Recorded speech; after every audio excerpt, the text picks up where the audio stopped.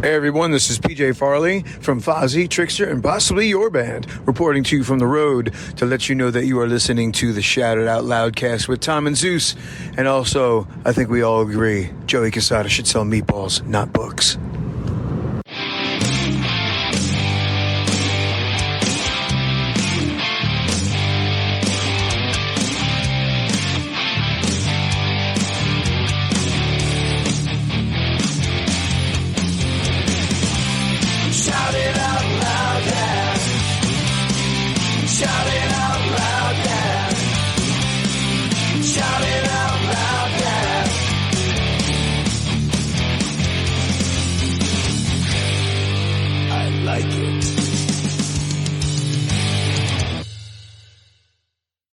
The year is 1981.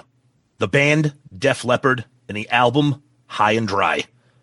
Welcome to episode 61 of the Album Review Crew, where we are going to review this classic early 80s hard rock album from one of the most beloved bands in all of hard rock. And we're going to be joined by a friend of the show, the founder of Trixter, and a man who himself has played on stage with Def Leppard, the great Steve Brown. But until then, Zeus, it's me and you right now. What's up?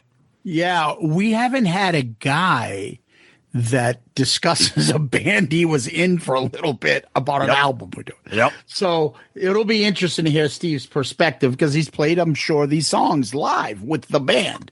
Absolutely, so it'll be great to hear from him. So let's go back, though, to the previous album, which both of these bands were accused of copying AC/DC a little bit.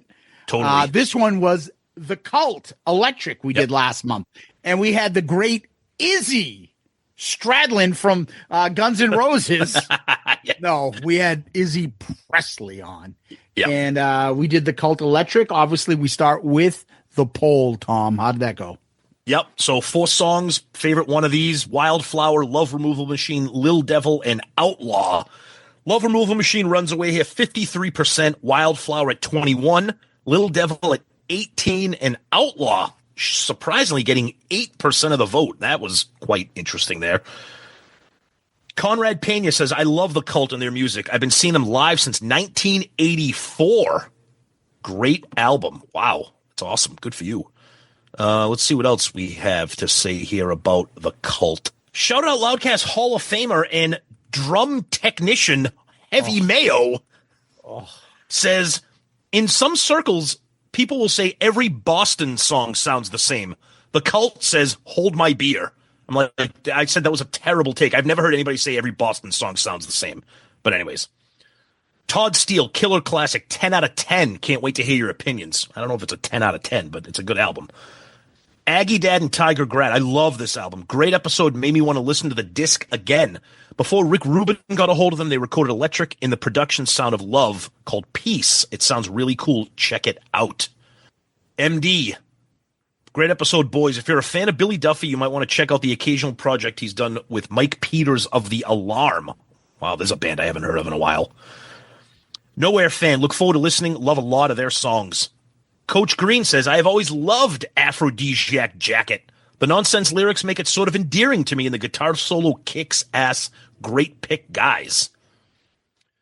Vet Halen says, I can't wait for the re-ranking episode. I imagine that will be hilariously entertaining. Yeah, we keep talking about that all the time. Jocko Johnson, whose Twitter handle is Game Show Lover, just started listening. Love the hat reference when describing Asbury on the cover. Too funny. Our buddy Steve, I first heard them with their debut album, Dreamtime. They were still a goth band before they decided to become a hard rock band. Yes, that is true. And then, as always, Steve does his rankings for us, so we love Steve. That's what we got in the world of Twitter for Electric by The Cult this month, Zeus. The Book of Face had a lot of comments on it. Yeah. Let's start with John Kozes. Is he wearing a raccoon on his head? And then a laughing emoji. Always listen to you guys, and was a good review. We need a Deep Purple review, please. It came close. We almost had it. Well, that's up to Patreon, and if you want a Deep Purple, join Patreon and vote for it, my friend. It was very close last month. Yep. Bobby Kenner says, I finally had a chance to go back and catch this one. Highly enjoyed it. Killer commentary as always, and Izzy was a great guest. I definitely like the cult sound, but do agree on some points how the songs blend together on this one. Did you notice the beat and drumming on Electric Ocean is similar to Do You Love Me? When I heard it, I immediately thought of that. Solid production on the album all around, though. Interesting. Where is it? I saw something Uh-oh. that was literally, this is it. This might go into the Hall of Fame worst fucking comment of all time. Do it. Chris Hall says, Bango Tango minus the talent. Let's just move on from this. That is a historically terrible take. He called it Bang Tango. I don't know if am I right? Is it Bango Tango or Bang Tango? No, you're wrong. I just laugh at you because you say it wrong. It's Bang Tango, but it's funny when you say Bango Tango. Bango Rango Tango. That's better. Like Boingo Boingo. Horrendous music. Anthony Esposito says, I prefer the Manor Sessions version. What? Hold on. You introduced him wrong. You forgot Chicago Blackhawks goalie Tony Esposito. Former Hall of Famer. Exactly. Paul Bjork says, Electric has been one of my favorite albums since first listen. The Cult have a music catalog that I feel is second to none. Ooh. Well, except for I like Bang Tango and Dangerous Toys. Jesus, horrendous. Let's go to Loudcasters, Tom. I was surprised that there's some real cult tards out there. That was shocking. Speaking of that, Brad Rustoven. Yeah. Great Patreon pick this month and great review, guys. The Slamfest crew poses the question, how good is the Cult all the time? The answer is always resounding. The Cult is good. This is a great, straightforward rock and roll album. Wildfire, I think I've heard that riff before. Yeah, it's AC/DC's rock and roll singer off of Live.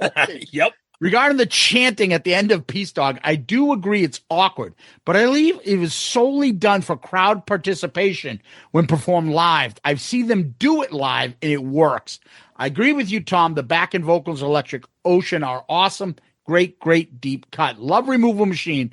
For the official music video, Duffy walk up to those Marshall stacks and switch them to all on. Just foreshadows the serious shit is about to go down. Love it. Yeah, I think we forgot to talk about the videos if they had any. I don't even know. Yeah, I'm a little upset we didn't get to do the video because I wanted to talk about Ian's puffy shirt. He was pulling a Seinfeld in that video. Fucking horrendous look. Adam Ant fucking meets Billy fucking Idol. Oh, ridiculous. Good point. Justin Seal says, best Cult album, period. Great rocking shit. The Greek Thunder from Down Under, Thanos Akratides says, solid album, solid production, unique vocals. Definitely a must-have album. Raymond Gallus says, thank you for this New Year's Day gift. He believed there was a gift. And this is so true. Nicola Cassieri with runner-up to the most Italian name on this show. Zeus, I'm sure you've gotten the answer by now, but it's the Georgia Satellites covered the hippie shake on the Cocktail soundtrack. Oh, terrible. Bill Bernard says, greatest album ever recorded. Craig Stevens, finally a fucking band and album that I like. And let's go over to YouTube. Kurtakowski 8415. Great review, guys. First time ARC commenter. So hear me out here. If you play the beginning of Memphis Hip Shake, then play the beginning of Baseline of Torpedo Girl, it could have been inserted into that song. Also, I kept wondering who the vocals remind me. Then it hit me. It sounds like the first band in the opening song, Don't Throw Stones, in the infamous Roadhouse. Keep up these great reviews.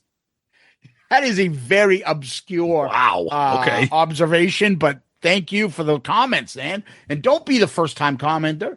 Be a second time. Let's see what this one album gets to you. Sweet FA24 says, saw them perform the whole album live in 2013, with the exception of Born to Be Wild. They played an out take track instead. Oh, interesting. Instagram, we have Oi2VZ24. Great band. Okay. Dave Rockstar says, I'm with Zeus on this. All the songs more or less sound the same by this band from what I've heard. Only memorable song they had was Painted on My Heart from the soundtrack to Gone in 60 Seconds, which was written by Diane Warren. Wow. What? Okay. Yeah, that's weird. Okay. Larger Than Life Media. I disagree with Shout It Out Loudcast. That Davy Crockett hat looks great on Ian. I think they all tried it on and Ian looked the best. Billy would have looked like Dennis the Menace. Great episode regardless. Vegas Night Live, great album, all-time favorite. And let's wrap up feedback quickly here with an email from James Gorham. Hey guys, wanted to thank you guys for doing the Cult's Electric for ARC. This literally has been on my SIOL wish list for many years now. You guys didn't disappoint, and I'm glad at least Tom was a fan. Zeus, you're probably right that the songs kind of blend with each other a bit, I'll admit. But I do really love the album regardless. It's my number one go-to album when I go to the gym or workout. Highly recommended if you haven't tried it as a workout album. Nothing gets me going quite like that opening riff of Wildflower. And the rest of the album is solid, even if you have to kind of humor Ian on that Steppenwolf cover. Yes, he sings about stupid scorpions and wolves and shit, and sometimes the lyrics and titles border on absurd, but who cares? The songs sound great, and I would put songs like Wildflower, Little Devil up against anything on Crazy Nights. Hot take, Electric beats Crazy Nights, hands down. Especially with that title track off the Kiss album, which really brings down the album, in my opinion, is one of the lamest, dumbest songs in the catalog. Thanks again. Keep the shows coming. You guys are the best. Wow. Dropping some hate on Kiss there in his little review there. And that's what we got for feedback on Electric by the Cult. All right, let's bring in the one and only Steve Brown. So joining us here for the first time on the album review crew, he's been here before on Shout It Out Loudcast when we talked about 10,000 Volts, the Ace Frehley album that he produced. He is the founding member of Trixter, but for us, it's very exciting because he has performed with and played with Def Leppard, the album we're reviewing. Let's welcome back the great Steve Brown to the show. What's up, brother? How you doing, guys? And it's great to be back. I think, man, isn't it almost like our 1 year anniversary since we did the that's 10,000 right. Volts interview? That's right. It was February of 24, and here we are, the end of January 25 already. That's right. Believe it. Did you send Ace the link? Is he going to join us in a little bit? What the fuck are we Actually, talking about? I wish. Ace is on a plane right now. He's headed out to Las Vegas for the, I guess, that Days of the Dead autograph show or whatever he's doing. Jeez, I'm not dead yet. What am I going to this for? He's coming up to New Hampshire, so we might be seeing him up there. Yeah, Awesome. yeah. It'll be interesting. But we have you here for Def Leppard. When Tom made this pick, and this is Tom's pick, when he made this pick, I immediately was like, dude, Steve Brown. That's perfect for us.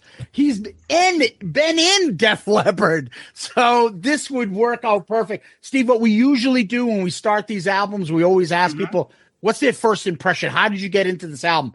For this one, let's go to you first.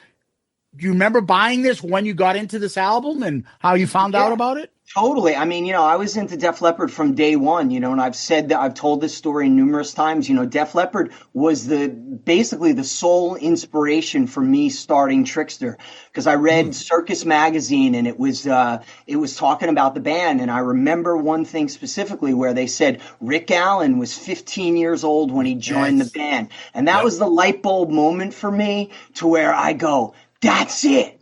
How am I going to have, what's going to be my gimmick, to bring the Kiss thing in? You always got to have a gimmick in rock and roll or whatever you do to be a rock band. And I was like, man, I'm not waiting until I'm 18. I'm starting my band now. It's going to be called Trixter, even though we were called Raid at first. But the inspiration was Def Leppard, and it was on through the night. And I read this interview, and it was like that was the light bulb moment where I said, I'm going to start a band, and we're going to be younger than Rick Allen and Def Leppard. We're going to be 12 and 13, and we're going to be better looking. We're going to jump around more. We're going to scream higher. We're going to play faster. And that's sort of what we did, and that was all because of the great band Def Leppard. The first album was On Through the Night. Rock Brigade was the first Def Leppard song I ever heard. Remember that? Oh, I remember really? It like yesterday, because I remember just being completely taken and in love with the band from day one. And Rock Brigade, funny story about it, that's probably one, being that it's the first song that I ever heard of them, it's still so near and dear to my heart. And every time I played and play with Def Leppard, I always said to Joe and Sav, I go, can we please play Rock Brigade tonight? It's my favorite. And he'd be like, regretfully, sorry, mate. It's not set this year. We're not doing it. But it was always, it was such a thing. I'd be like, oh my God, I want to, because when I first started playing with them in 2013 or learning the show, they sent me, that's when they were doing the Vegas residency where they were playing a lot of cuts. So I had to learn, Hello America, Rock Brigade, Wasted, a lot of stuff from On Through the Night. And then, of course, Why We're Here, High and Dry. So I remember right when it came out, 1981, what a year for rock and roll. For me, of course, Van Halen,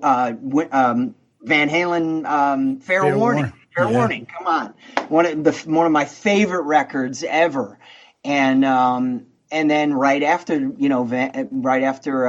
that came out was High and Dry. And I remember hearing, I believe it was Saturday night, High and Dry, hearing that song and that riff. I think it was on WNEW 1027 in New York, the great rock radio station. And I remember hearing it and just going, wow, there's something different about this record. And then I remember buying the vinyl and listening to it. And, of course, right from the get-go, Let It Go, it was game over. And it was just song after song. And, again, of course, after listening to it a bunch of times and going, man, this kind of sounds like AC/DC, kind of sounds like Back in Black, but different, because it had, and at that point, by 1981, for myself, I'd already been playing guitar for, 4 or 5 years, and I'd already started writing songs. So I knew and I heard those, the differences and hearing, what many people nowadays say the Def Leppard sound is if you took AC/DC and Queen and mix them together. And I think also the Sweet too. I always hear T-Rex and shit like that. I heard. Yeah, and even Mott the Hoople, because of Joe's vocals, the real let it rock. So I hear a lot of that, but I heard different things, and it was just again, Def Leppard, and this is such a great thing for me being their, sort of the seventh member or the backup guitar player for all these years. It's always great when you get to play the songs of a band that's one of your favorite bands, and they have been since the first time I heard them. So, and High and Dry is just, no matter what. And again, I was telling you before, man, I went back and listened to the whole record, and I just was shaking my head, just going, this fucking record is so good. It's fucking great. Really. Well, it's funny you say that, because this is Tom's pick. And then just last month we did the Cult Electric, and we're like back-to-back bands that are compared to AC/DC. Oh yeah. If you know Electric in those riffs, and it's just there's that AC/DC, and I think we've only done one AC/DC. We've only done Highway to Hell. That's unbelievable. Right. I know everyone's giving shit. The Cult thing, that whole thing, that's all Rick Rubin. Exactly. Yes. He was obsessed, and still to this day, obsessed with AC/DC, wanted all of his productions to sound like that. And, you can't look, man, AC/DC is the benchmark for Back in Black, without a doubt, the biggest selling and probably one of the greatest hard rock records. I mean, for me, it's always a Van Halen record that are the greatest hard rock records ever made. But, Back in Black, you can't argue. It's not Unmasked? No, I love Unmasked. So do I do too, Steve. That's an inside joke with Tom. I give him shit because I think that's one of the Kiss shirt with them wearing the Unmasked outfits. Oh man, terrible. Love Unmasked. But let's get back to High and Dry. Yeah, go ahead, Tom. You go next. Okay, so for me, oh god, like this is when I gush. Every once in a while, I pick an album where I just love to gush. So 1981 for me was the biggest non-Kiss year in music in my life. I was 8 years old. Yeah. I discovered MTV, and I'm checking off all these albums on ARC. We had our Patreon people pick Moving Pictures from Rush. I picked Fair Warning. I picked Don't Say No, Billy Squier. I'm picking High and Dry. Yeah. Because the thing about MTV in that era, they really weren't videos. They were live performance videos, Yes. right? So you were just like those videos of Unchained and So This Is Love. Just the performance, right? You know, those videos of Limelight and Tom Sawyer. The videos of this, of the band just performing. And I remember the very first thing I heard. I remember hearing High and Dry. Yeah. And I was like, holy shit, what is that opening riff? And then the drums, boom. And then Joe Elliott comes out and all these guys just foot up on the amp, ripping the guitars apart. Just, I was like, I'm obsessed. I'm obsessed. And then, of course, Pyromania comes out. You know, they tweak it a little bit. They go a little bit more pop metal on Pyromania. Of course, the tragedy with Rick Allen, Hysteria, they completely change their sound. But High and Dry to me is just one of those albums from that year. It's before we got into all the glam metal, the pop metal, the hair metal. It's just plug and play hard rock, bass, drums, guitar, vocals, ballsy rock. And it's just always been one of my great favorite albums of all time. I'm so excited to talk about it, especially with you, Steve. Can't wait. Yeah, so I'm the same way. MTV, you saw the 3 videos, and Joe Elliott's wearing the same blue shirt. Steve Clark's got the white pants. Rick Savage is in red. Like, I know Pete what Willis. exactly. And Rick Allen's got those like little tight, little fucking tiny, unique jack shorts. And the other cool thing was they all had perms. Yeah, they all had curly hair, and it was so good. And those videos, man, the guys playing. I think they were playing. They all, Sav, Steve Clark, and Pete Willis. They were all playing Hamer guitars. Maybe I think Steve Clark might have been playing a Les Paul, but I remember, that Sav and Pete Willis were both playing Hamer Explorers, and it just looked so fucking cool. But I think it was High and Dry was the first video I remember. Then it was High and Dry and Let It Go, right? And then bring it on the Heartbreak. Yeah. So and the other one was the fact that Pete Willis looked like a little boy with the guitar that was just too big for him. But it was just an amazing thing. You saw this, and this is when the agent, like, I vividly remember this as just shaped my love of hard rock music was Def Leppard and that sound. I talk about these stories when I was younger. I'm always with cousins and my older brother, and all of us in 1983, the first time, we're all Greek, so we went to Greece. We all had our Walkmans and tape decks, and we had Pyromania in 83 and High and Dry. We must have fucking played those specifically more than anything.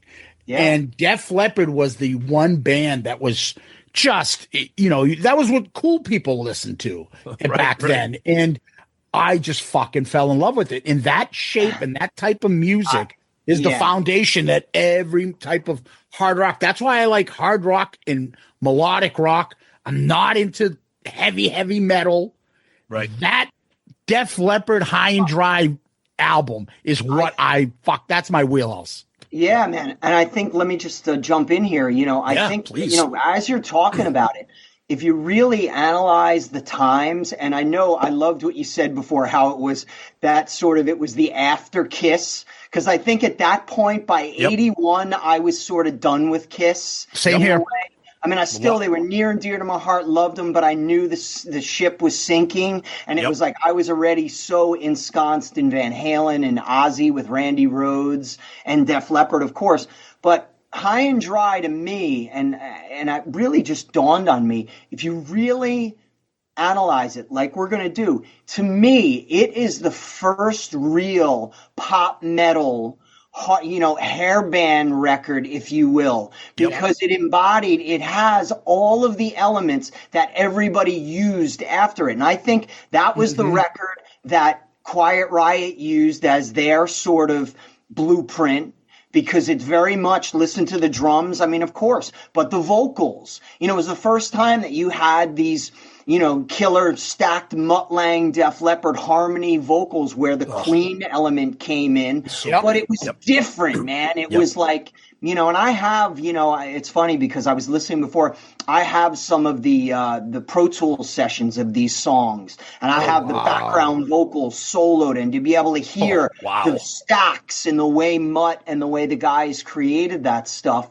But really, and I think High and Dry is a lot more important of a record than we all even realize. And it's really coming to me because I can't really think of another record in 1981 that had that production. And it was the sound that Rat used a couple years later. It was the sound, of course. Pyromania is known as the real record that everybody used, but I think High and Dry even more so because it was before. And I think by the time they got to, by the time Pyromania was being made, High and Dry had already taken over on the inside with all of the engineers and producers in the business. And they were going, this is the fucking record, because that's what we do nowadays. When I'm making records, I'm always listening to what's happening and finding new records. And there's always a record. And Bruno Ravel, who mixed 10,000 Volts, he's my guy. He's always got these things. He goes, no, man, this is what we got to listen to. And check this out. There's always a record. And I think for back in 1981, High and Dry was that fucking the ultimate rock production record. Yeah, it makes sense. It does. Those are the albums that you're right. Like, I got into that wheelhouse because of the High and Dries. Then I got into Bon Jovi.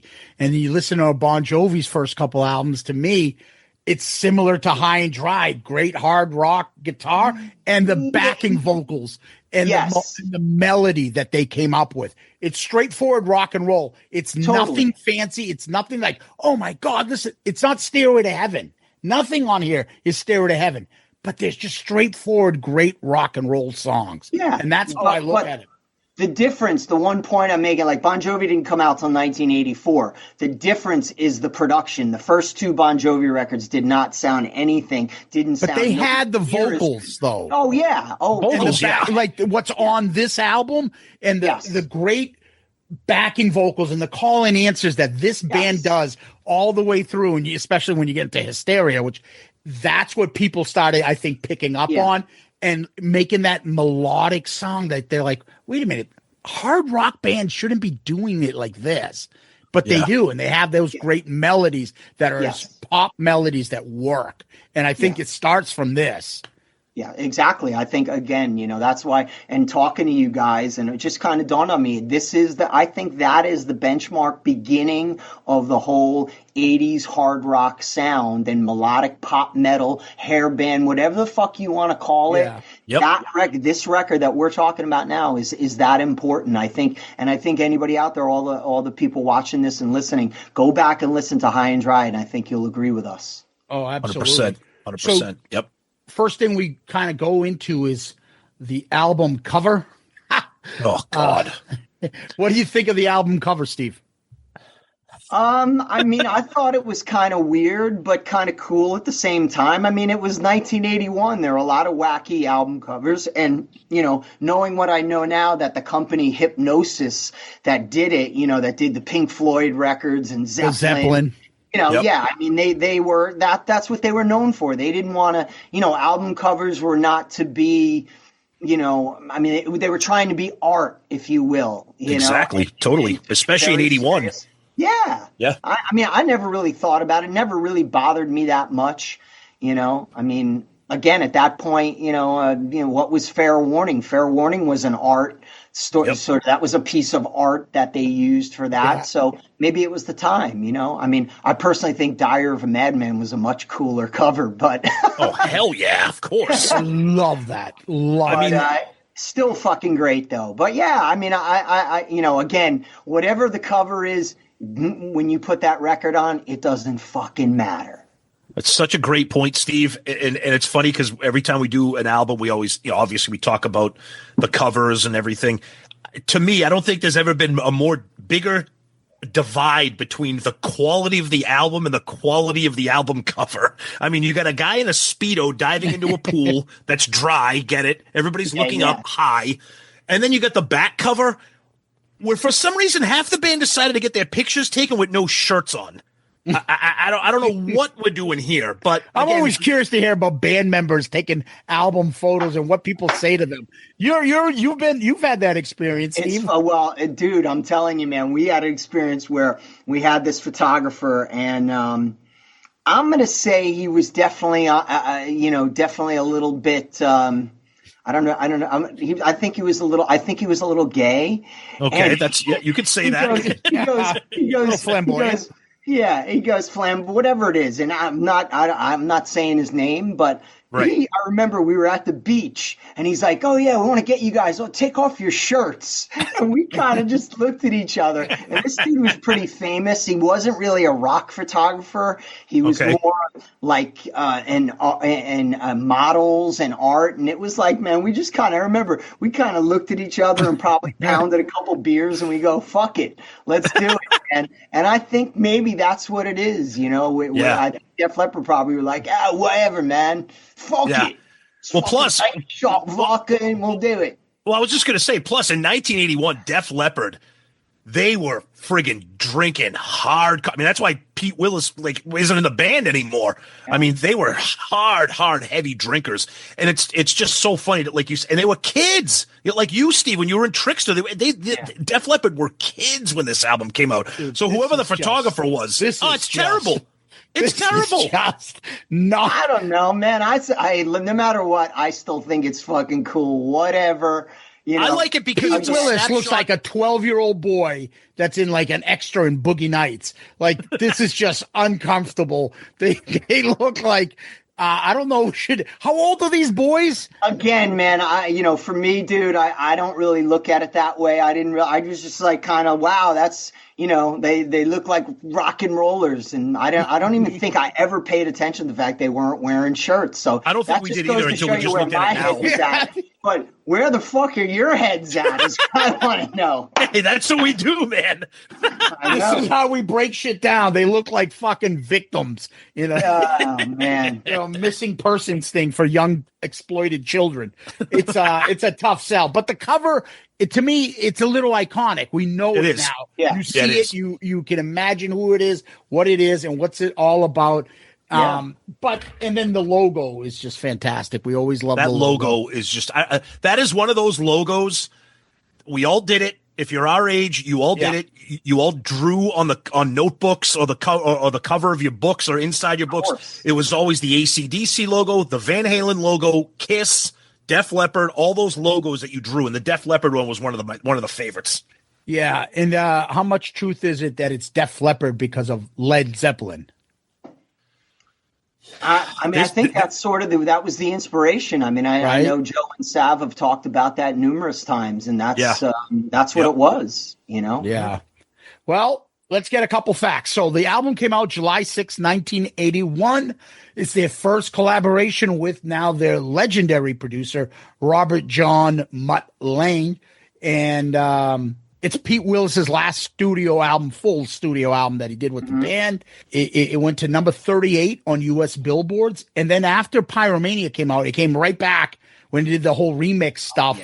And it went back in at 72. The album is certified as double platinum. And I always wonder, like, these albums, if they ever recertify stuff again, how much more it is than probably double platinum. Because I'm shocked that it's only double platinum. Yeah. When you got the other ones that are all diamonds from them. So I'd be shocked that if it's not more than double, probably quadruple. But anyways, the album to me is just the beginning of their greatness. I like On Through the Night, but it's not this. No. And I think this was a major step. So we're going to get right into the tracks next, but we're going to take a quick little break, and we'll come back in a sec.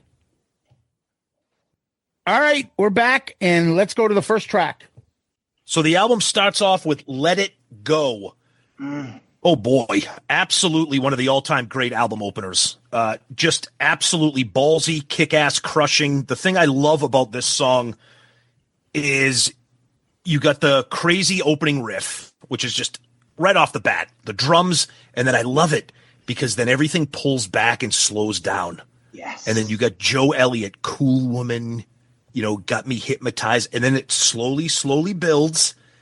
And then when you get to that chorus, you are like, holy fuck, this is incredible. And the thing that I love about most of these choruses is you have the whole band screaming, let it rock, let it roll. And then you have Joe Elliott doing the let it go, let it. And I'm telling you right now, people don't talk about it enough. Joe Elliott as a vocalist is so tremendously underrated. His range, his power, he carries these these songs so much muscle and they don't even need it because of what the band is doing behind him. It's absolutely incredible.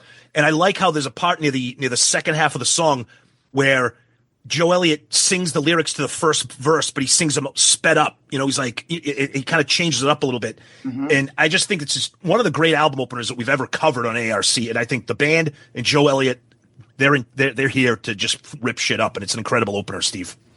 Yeah, I agree. And, coincidentally, that was the first song that they worked on. Now, what the X factor is on this record is, of course, Mutt Lange, and his influence you can hear. And, so originally, from what I know, Let It Go, it was originally called When the Rain Falls. Yes. That was the original working title, because Mutt would always, his whole thing with the guys was, don't be married to any idea. Just come in with parts, and we're going to take the song, we're going to rip it apart and build it from the ground up. And that's what they did. And that was the first song. And again, just like what you said, you cannot, in my opinion, get a better album, hard rock record opener than that song, because it has everything. And again, it's so important when bands put out their important records, and they're all important, but early on in their career, that first song, first impressions are everything. And so to me,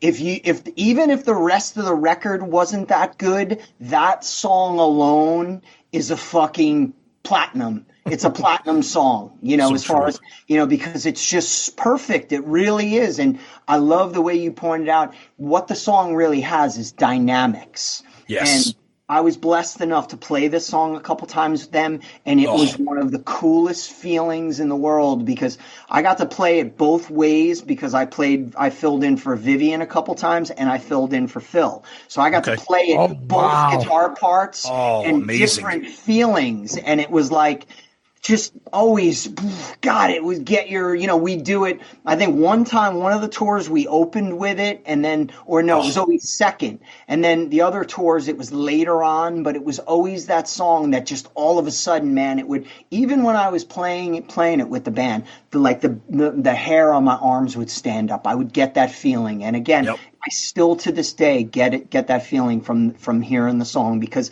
again, it's just perfect. And the other thing is, if you were to give somebody that song and say, this is Def Leppard, still to this day, I think it shows every aspect of the band. And it has the vocals, it's got the dynamics, different than Pour Some Sugar on Me. But again, that just goes to show you how important of an album opener it is, and to introduce, this is the new Def Leppard to the world. There's, and it's, they came out with this, and it's take no prisoners. We are going to take over the fucking world. And that's what Def Leppard did.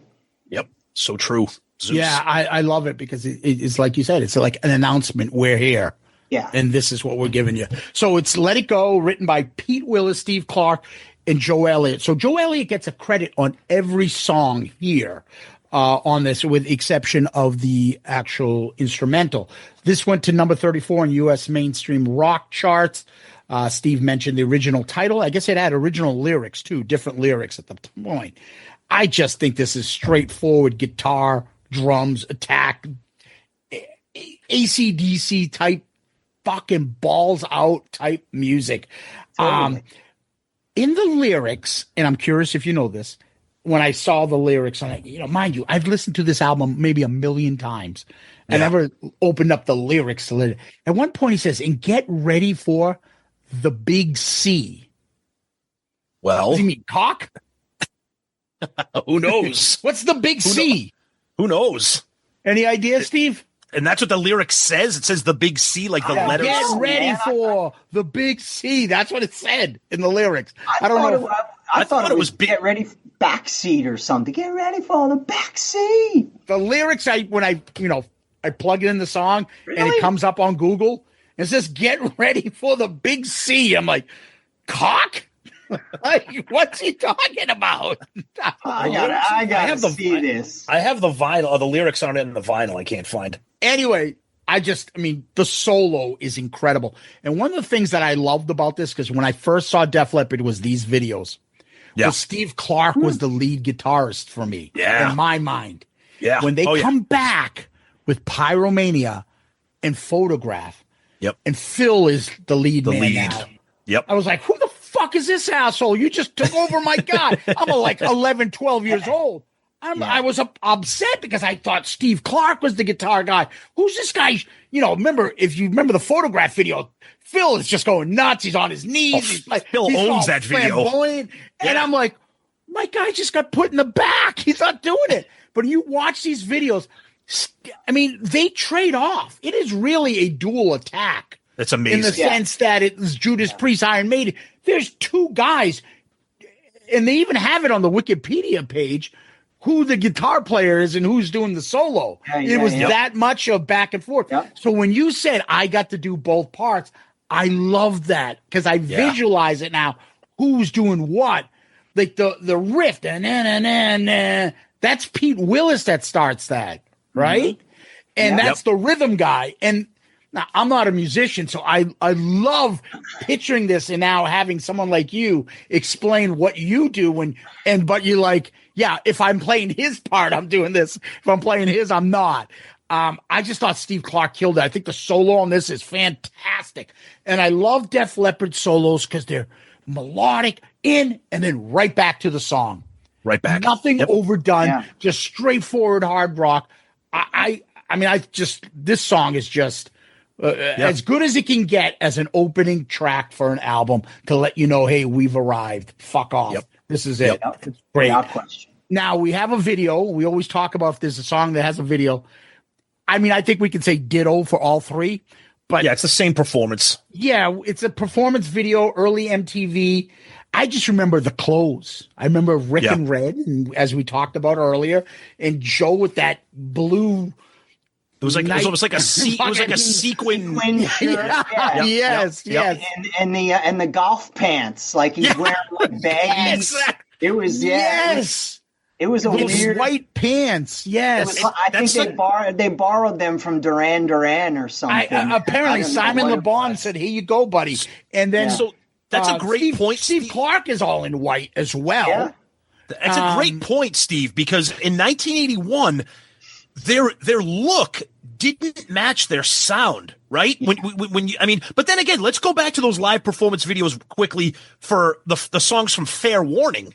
Look at what Eddie Van Halen was wearing. Look at what Michael Anthony was wearing. But they always that was always their thing. They were but what I mean is that was an interesting era because like a lot of bands, unless you were like Judas Priest, you didn't really have like a look, and if you did, it was kind of like. It was whatever, you know what I mean? It was interesting at that time, I think. It was because it was before the MTV revolution where exactly right. There were stylists who were brought in and people were paid to look at a band and go, you need to all dress uniformly. The metal bands had it, the new Wabba metal bands, whether it was Priest and Maiden, they had the leather pants with the biker collars jacket, on the denim vest. It was all the same, but it was different for a lot of the hard rock bands because it was still a testing ground. And then of course, with the Photograph video on Pyromania is where they got their look together. You could see that it was, it all came together for them. But, again, man, it's one of those things where that's part of the magic of Def Leppard. They were different. I don't think we would be talking about that part of it had they been wearing black leather and looked like everybody else at that point. They were definitely different. And Joe with the sequin shirt. the white baggy, slacks, if you will. They're not even, they were like baggy golf pants. But it's so true. The way it didn't matter what the fuck they were wearing because they fucking played so cool and the music was so great and they had the hair in their face and their attitude. I mean, I just love Joe, and he's such a good buddy of mine, and I was just emailing him, yesterday and today. And no matter what, man, that guy's fucking attitude and what you were saying before, he never gets a credit for his vocals. Still to this day, he's still one of the best rock singers out there because he's doing it real. No backing tracks, no fucking lip syncing to a pre-recorded track like some other guys we know. He's doing it for real still to this day. And even back then, man, Steve, I just saw this past summer, Def Leppard with Journey at Fenway Park in Boston. Yeah, awesome. Def Leppard was the very first concert I ever saw in 1988, and I just saw them again. Fucking incredible. Blew up Fenway Park all these years later. Just absolutely stunning. Yeah. And Joe Elliott, you're right, still singing songs like Let It Go, and it just so good. So good. Yeah. All right, let's go to the next track. Another hit and run. Oh my God, what a 1-2 punch right here for an album. What a 1-2 punch. Yeah. So again, starts right off with a punch in the face, and then kind of like Let It Go pulls back a little bit. Yeah. And then again, it just blows your brains out with another chorus that literally this song here. We'll rank the songs eventually. I don't know if it's my favorite song on the album, but this chorus here like legitimately gives me like goosebumps because the way that the band is just full steam ahead, and something about, I'm such a sucker for a harmonized gang vocal chorus, and when they're screaming it, and Joe Elliott is jumping in like with like every other word, and it's incredible. And my favorite part of this song, and it's like so rock and roll, is they do the solo, they do the breakdown. And then you hear 1, 2, 3, hit and run, and then it's just holy. You can just the count off, You could the count off, and the whole band just punching you in the face again. Just what a 1-2 punch for an album, Steve. I agree. Again, just a brilliant, brilliant song. It's in, what's cool about it's in the same key as Let It Go. It's in A. So they got those A chords that they hit. It's the sound of rock and roll. Anytime you want to check a guitar and hear what a guitar and guitar amp sounds like, just hit a good A chord. Like the beginning of Eruption, you hit an A chord like Def Leppard. I mean, I always still this day play Let It Go or another hit and run. But, again, very unique. And I think this song it really shows Steve Clark's writing, very unique chord voicings, unique chords and chord progressions, different than what we were, than what we heard. And then, Mutt, of course, adding that pop sensibility to where it was gang vocals, but harmonized, aggressive gang vocals. It wasn't just haze and shouting. It was, the big, hit and run. And then there's hit and run, the high part on it. And it's all that shit layered. And again, I have some of those, and to hear it is just, and it's one of the biggest influences for me because that's what I did with Trixter, and I still do, to this day, it's still the, the way I write all my songs is basically with that sort of format in to where, we're going to have the gang vocals here, and then the solo vocal is going to come in here, and that's going to be the big, So, a great, great song. And again, the dynamics of this, the way it breaks down and that cool boom, boom, boom, boom, boom, love it. Now. And again, that what you were talking about, that breakdown, I remember hearing that and just going, that is the coolest fucking thing. And what I remember from it is a Kiss reference because, of course, the Black Diamond.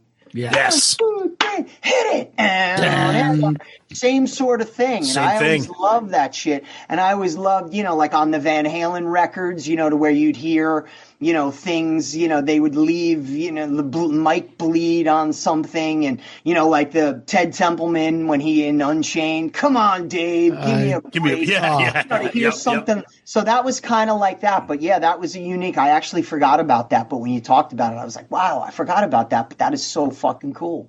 Yep. Yeah, those little earworms go so far, man.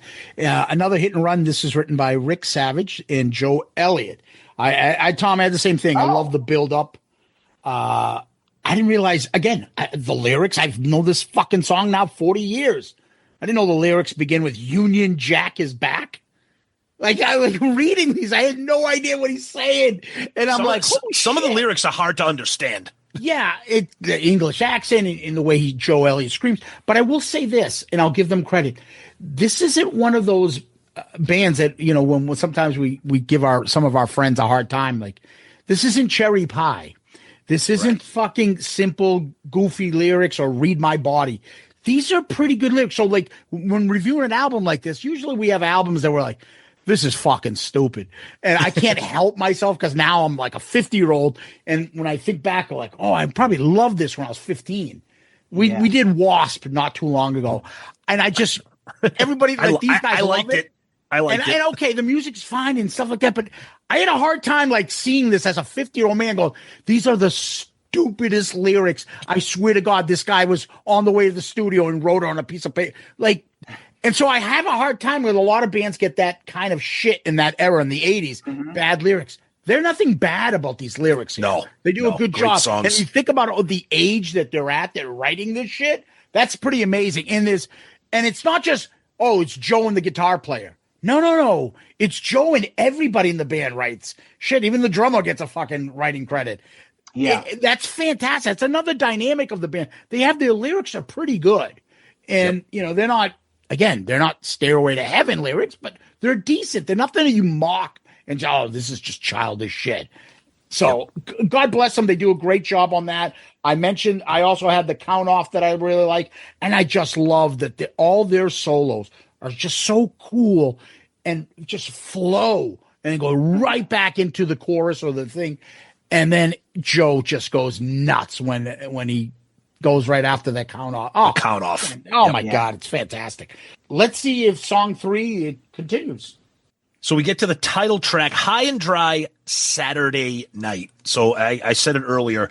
This was the first song I remember hearing from Def Leppard, and 40 plus years later, the song's just that's how you can tell the testament of an album is that it doesn't sound dated. It still has the impact that it had when you heard it 40 plus years ago. And that opening riff and the way Rick Allen brings those drums in.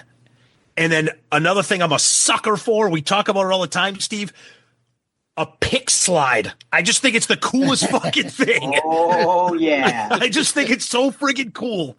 It is. And again, Joe Elliott sounds so great. And I love the bridge.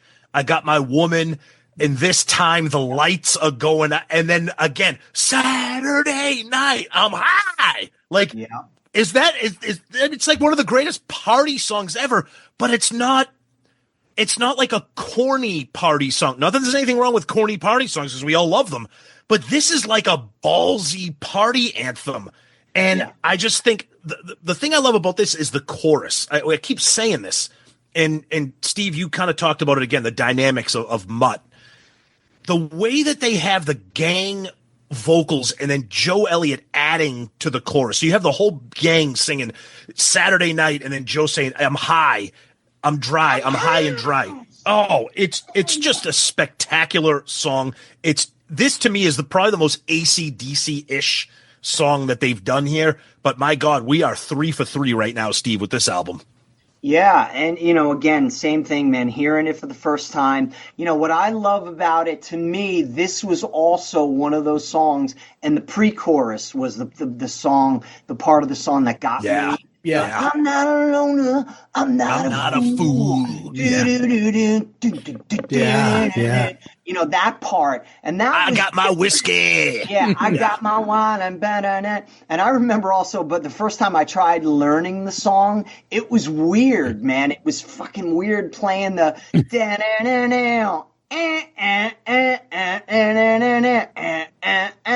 guitarists are playing that at the same time. They're harmonizing that. Because it looks like that in the video. When I saw the video, they're both playing the same thing. Yeah.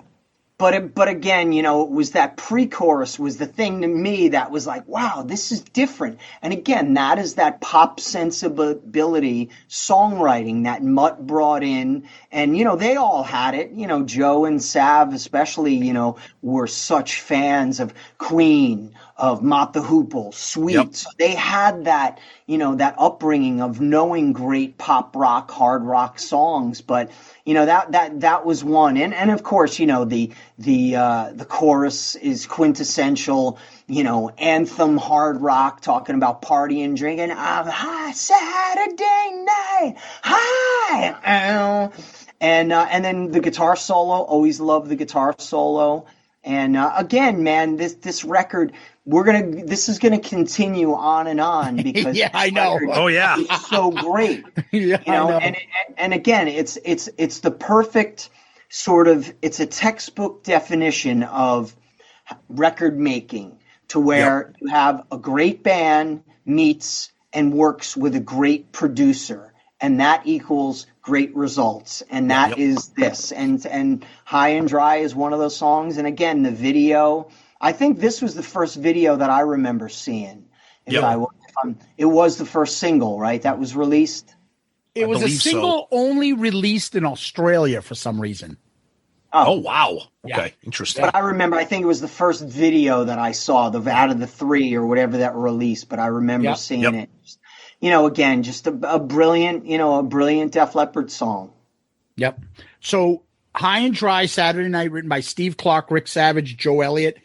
VH1 put it as number 33, 40 greatest metal songs. Wow. I am absolutely floored by that. It's a fucking great song. I don't even know if I put that in their top 10 greatest songs by Def Leppard, and that was number 33. Really? Yeah. I mean, I that's how highly I think Def Leppard is, because this song is fucking great. It is just a great song. It also made the Filthy 15. If you remember, I saw that. That's hilarious. On PMRC, because of the lyrics of drinking and stuff. So it's corrupting the youth. Yeah. So it made Getting high and dry. Yeah. So let's see. We got Animal Fuck Like a Beast, and we got Saturday Night High and Dry. I think there's a wide range of like vulgarity or something that some of the parents were missing the point. But regardless, the riff is so crazy. The drums, and watching the video and just seeing them perform this as the young band, and it just moves you. This is the kind of rock and roll I wish young kids got to have, bands like Def Leppard in 81 now. That young people can get into hard rock bands like we did then, instead of all the hip hop artists and pop stars that they love. But to find a band like this and just be like, holy shit, I'm hooked. And I always think of rock and roll stars and bands as like baseball cards. Like, you bought his rookie card. You like, hold on to this guy's going to be a star. Like, if you saw these guys performing this, you'd buy their rookie baseball card. You would buy stock in Def Leppard. Yeah, exactly. And be like, that band is going to do something, because that's insane. The solo's fantastic. The chorus, the backing vocals, the back and forth. It's just a continuation of the first track all the way through this. And then we get to the big song on the album. That's song 4. And that's over to you, buddy. Bringing On the Heartbreak. Everybody knows this song. So, Steve, I'd like your opinion on this. Obviously, Zeus, I'd like your opinion too. I was listening to this and I was thinking, and I know people have probably had this conversation before. To me, this is the template for like the pop metal power ballad that we saw all through the mid to late 80s. There might have been some ballads, quote unquote, before this, but the first hard rock heavy power ballad, to me, this seems like the granddaddy of them all. And I'm sure somebody's going to be like, no, you didn't hear this song from this band. But I'm saying for the masses. And I think it's an awesome song. Yeah. Again, with the chorus, the power, Joe Elliott's vocals. It's a fantastic song. I do not want to talk about it, or at least right now, I don't want to talk about the travesty of the remix that they did on this. We can bring that up, but my God, this song did not need keyboards added to it. But I think it's fantastic, and to me, I look at this as the template for every other power ballad, like hard rock ballad that we had moving forward, Steve. I agree, man. And again, it even drives home the point more that how important this record is. And the more we keep talking about it, I'm going, wow, man, High and Dry really is just like what you said, the template. This song, arguably, I think you're right about that. I think that this could be the first power ballad of the 80s that, and let's look at it. It was a legitimate hit. I mean, it was an MTV. It was definitely, I don't know what it charted back in 81, but then when it was it went to number 61. Yeah.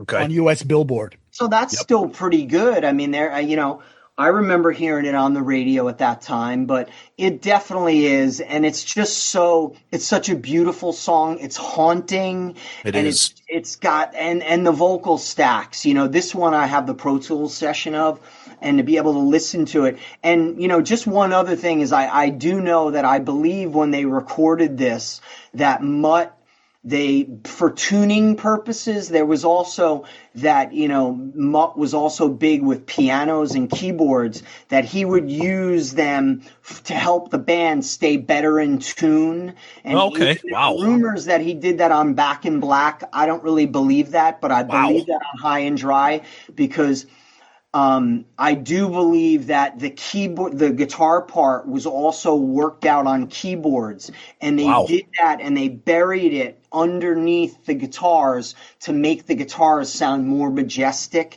as opposed to doubling it with a 12 string or something like that, or even an acoustic. They just kept it electric, but had the piano or key synth part doing the exact same dun dun dun dun dun dun dun dun dun, and it's underneath, and it really just makes. I do that a lot too with stuff, and still to this day, some of the intricate guitar parts, I will double it on keyboards, and if you just put it down, about 4 dB below the guitars, it just makes them sound giant. Bob Ezrin did that a little bit. Say that Ezra on Destroyer. On Destroyer, he used the piano to help out and stuff. And that was a tuning thing. And Mutt did that as well. And, again, I don't really, I wasn't in the studio, but I know numerous people who've told me that. And, I worked with the late, great Mike Shipley, who engineered High and Dry. He remixed 1 in a Million for Trixter. And, I talked to him numerous times and would always ask him, oh, man, what did you guys do? And there definitely was something to do with the piano. And that's a Bob Ezrin thing. Because at that point, we didn't have all of the technical, the tuners, perfect tuning, and being able to, nowadays, you can just take any instrument and put it in the thing, and you can adjust the tuning, whether it's a bass or guitars. You can fix anything. Back then it was different, so that was it. But again, just the guitar orchestration that's on this song, the way they did the intro harmony is just beautiful. So I mean, again, it's the benchmark and probably arguably the original hard rock power ballad of the 80s that everybody used, and I can't really think of a better song. And again, this song was so special to me because the first full Def Leppard show I did, which was 10 years ago, October of 2014, I was filling in for Vivian, and this was my solo. And I remember we did, at that point, we were doing the first part of the song was acoustic, and we'd do an acoustic version, and then after the second chorus, Joe would break down, and the crowd would just go nuts, and we'd wait. And then that was my big moment. And I just remember, because there'd be the count off, and Joe would do the no, and I'm doing the solo. And I remember Pete from Trixter was at the show. It was in Vegas. And I just remember that feeling where it was just like, here it is, man. I've been fucking waiting for this moment all my life to play the solo for Bringing on the Heartbreak with Def Leppard, and here it is, man. And it was one of the coolest feelings, one of the greatest experiences of my life. That first time to be able to hear Joe screaming that part and me doing the, doubling it on the guitar. That's amazing, dude. It was mind blowing, and and singing those vocals. There's nothing like it. And again, it's just a masterpiece, I think. Yeah. Wow. Love it. So Love it. Bringing on the Heartbreak, written by Steve Clark, Pete Willis, and Joe Elliott. So this was the second single after Let It Go. It made to number 61. We'll get to the videos. I didn't realize, I don't know, Mariah Carey covered this. Did you guys know? Oh, no. I didn't remember Is that true? I don't remember that at all. Oh, yeah, it's actually, she did a cover. She actually did a really good version of it. I can believe that, I guess. I can believe that. You know why? Because it's a great fucking song. I was just going to say that, Steve. That's right. A great song is a great song. That's right. Good point. For some reason, I had Carrie Underwood as performing that in my head. She could probably do it, too. Probably She's got a killer voice, for too. some reason, I thought she did it. But regardless, to me, I think this is one of the best pre-choruses of one of my favorite pre-chorus of all time. Yep. Right? That build up. You got the best of me. And can't you see? And then the guitar. Oh, can't you see? Yeah. I mean, way more so than the chorus. But this was the song that prepped everything that when Pyromania came out and Photograph just went through the charts. We were expecting something big from Def Leppard because Bringing on the Heartbreak really broke through, and it probably shouldn't have. But he was on all our Boston radio stations, whether it be AAF, BCN, they all were playing this shit, and we were watching the video. And this was a song that, for us back then, like ballads, you're thinking of, even Beth is a little, but more like along the lines of like Dream On, being from Boston, like that kind of song, that it wasn't like a wussy ballad. And it wasn't about like, oh, my girlfriend broke my heart and shit like that. It was a guy's like type of power ballad. You could get into this. And it was aggressive. It was aggressive, man. It was absolutely. On the vocals. I mean, that's the thing. It's a power ballad, but man, those vocals, bring it on the heartbreak, yeah. There's nothing wussy about that shit. No. And that whole, you mentioned it, Steve, when you mentioned the whole stop and the no, and just awesome. And then the solo. Oh my God! So we got the regular video again with everybody in their funny clothes. And then they did a remake. For some reason, they love to be on a boat and pushing things like on the river Styx, because it's a running theme in Def Leppard videos. And Joe's tied up on a fucking boat, and they're at like an oil refinery. I don't know what the fuck they're doing. And he's like a fucking, I don't know, like a engineer, like a railroad engineer outfit on. Who told them to do this? It was the 80s. But you see how back. This is that video that came out, but you see how far back, like Phil Collins is not central in this. He's now in the band. He's really in the background, and they let Steve still do the solo and get the spotlight and all that. Phil Collins still not the main attraction on this. No, I'm not a big fan of the actual remix edition. I do like, and it's not on this album. We're not covering it. I do like Me and My Wine. I love that song. Oh, I like that. It's a good song. I think that song had balls. And unfortunately, like as we're going to talk about, like that was like kind of like the waiting for Hysteria to come out. That big fucking gap. Yep. They were releasing shit like this, and High and Dry is coming back out, and now they're adding another video, a song, Me and My Wine, and Bringing on the Heartbreak's got a remix, and it still took forever, and all the accidents and tragedies that happened for Hysteria to come out. But anyways, I love it. And something else I love is legendary tracks that bleed into the next track. Hence Destroyer, right into King of the Nighttime World. And then this song goes into this. Switch 625. Now, we've said it many times on Album Review Crew. We've talked about a lot of instrumentals. I personally love them. I love them. This one is so friggin' ballsy. I love this one. I love this one. And this was so funny. So my son's 20. My son and I just caught up and finished watching all of Cobra Kai, which is one of the greatest TV shows ever made.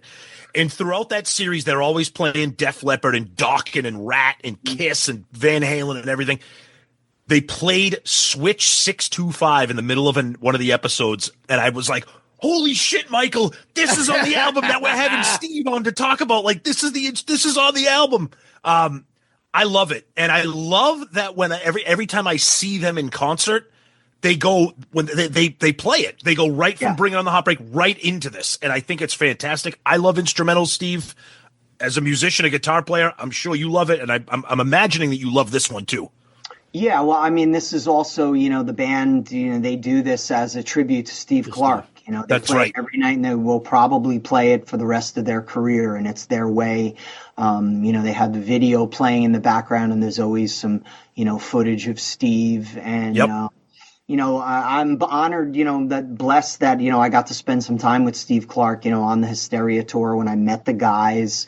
And, the only bummer, I never took a picture with him. And I still, to this day, I kick myself in the ass for that. But, again, it was a different time. Back then we weren't walking around with cell phones where, hey, man, Steve, come on, take a selfie. But this instrumental, it's just brilliant, and it was supposed to be a song, and they just never finished it. And I guess, I think it was like they were like, yeah, let's have an instrumental on the record. And it sounded so cool.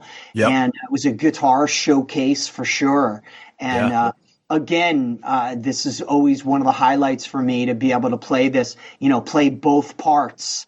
Playing for filling in for Phil in 2018, and then the numerous times with Vivian getting to play both parts, but very, very powerful. And again, it's a Steve Clark masterpiece. Yeah. So Switch 625, Steve Clark. I don't like instrumentals at all, but I fucking love this, and that's how good this song is. Yeah, I can't explain it. There's certain things that you remember when as a kid, and it's just sentimental or it's haunting. Like, I think this is brilliant. I love every part, the different melodies that come out from the song. And then when all of a sudden the song, like all that, that's and then so good. And then the what the band is saying, I love that.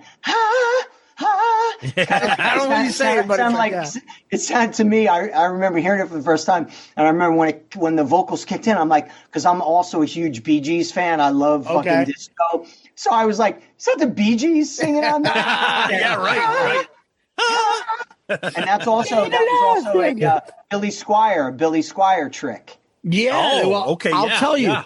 I'm not a fan of instrumental. I usually rank them low. This is not. To me, though, there's a portion of this song towards the end.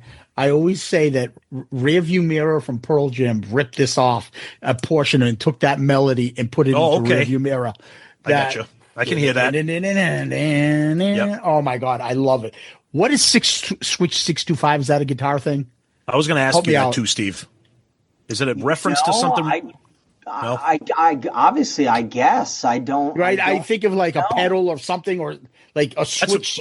That's what he meant. That's what I'm thinking, because Steve wrote it. It's a solo, so I'm thinking, does it have to do with a switch, a pedal, or something? I'm not I don't know anything about instruments like that, so I figured that was what Switch 625 means. Yep. Yeah. I mean, also 625 could also be June 25th, obviously. That's also That's my true. birthday. Oh, well, there you go. That's the answer then, Zeus. There you go. Yeah. My birthday. He did him. Still to this day. Yeah. So let's flip this LP over, right? Let's go to side 2. You Got Me Running. All right. So to me, this is when the album kind of shifts gears a little bit, and I mean that as a compliment. That's not that's to me, the second half of this album is still hard and rocking, but I feel like it's a little bit more melodic. I feel like this is the beginning of it. I feel like they take the foot off the gas a little bit, and that's good. That's not a bad thing. because that first side, if you talking LP, that first side is just absolutely crushing with all those songs. You Got Me Running, I think, is such a great. To me, this is like a glimpse of the future of Def Leppard, but it was them in 1981. This is what Def Leppard was going to give you later on, but you got it here. Yes. And I love the core. Again, I know we sound like a broken record, Steve, and sometimes that's hard with an album that's this good. But the chorus, the bridge that goes into the chorus, this is, to me, this is such an underrated song. I know, is it a deep cut? Probably, yeah. But for people like us, it's not. But I think it's a great way to kick off side 2. Without a doubt. I mean, this song to me, this is for me, and I remember this when I got the record, this was my favorite song because it was, I was always such a pop song guy, pop song guy. I loved, I mean, look, Kiss, no matter any way you slice it, great pop rock songs. They're hard. Yes. But great songs. And this song also, to me, had that 80s kind of like, even had a little bit of Cheap Trick in there. But to me, and just what you said is exactly the truth, this was the song that 2 years later was Photograph. Very much the same. Okay. The pre-chorus, no, baby, won't you feel so low? You got me running, I ain't gonna hide. That is quintessential. Now, a lot of it, I believe, is Mutt Lange helping out, because I can hear his vocal on that. But then, what you hear in the chorus, the dan, dan, dan, you got me running. I love that. Guitars. I love that. That's the pre-chorus of Photograph.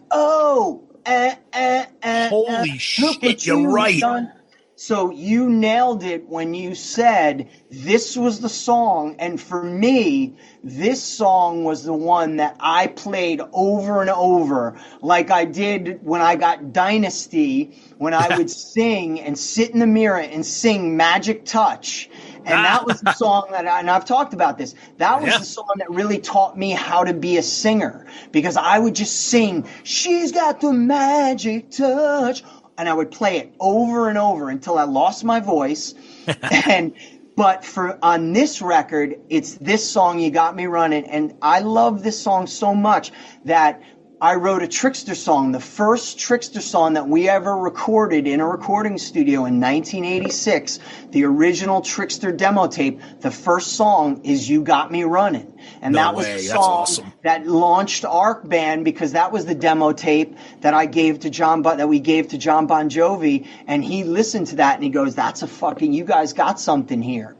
Wow. And that song was influenced because I said that title, You Got Me Running, and that was it. But that's You Got Me Running, and for all the Def Leppard fans, go back and listen to it, because just what you said, and I agree 100% with you, that was the song that was going to give us the future of what was to come from Def Leppard, and You Got Me Running is certainly it. To me, it's pop metal brilliance, all in one song. It's perfection. Nice. Wow.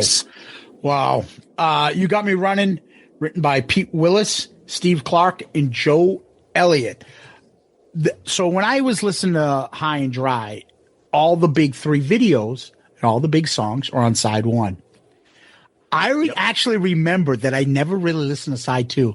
And then when I finally cracked side 2, that I was like, oh my God, what is this gem that I found here?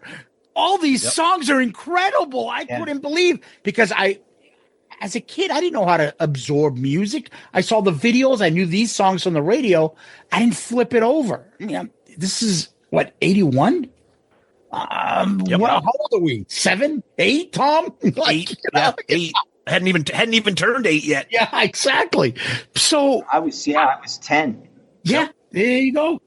And when we put this on, I'm like, holy shit. It's almost like vocally, too, he's a little different on side 2 than he is on side 1. That's what I meant. Yeah. More melodic. I don't know what it is, but his vocal sounded different. It just sounded like it's not recorded at the same time as side 1 was. It's very different, side 2. But it's got what you would define, at least for me, deep cuts galore. So if you went to a Def Leppard concert and they played anything on side 2, you'd be like, that's a fucking great deep cut. That's a great deep cut. I mean, you can say that about this whole fucking album, actually, other than the big hits. But this song is just a straightforward rocker.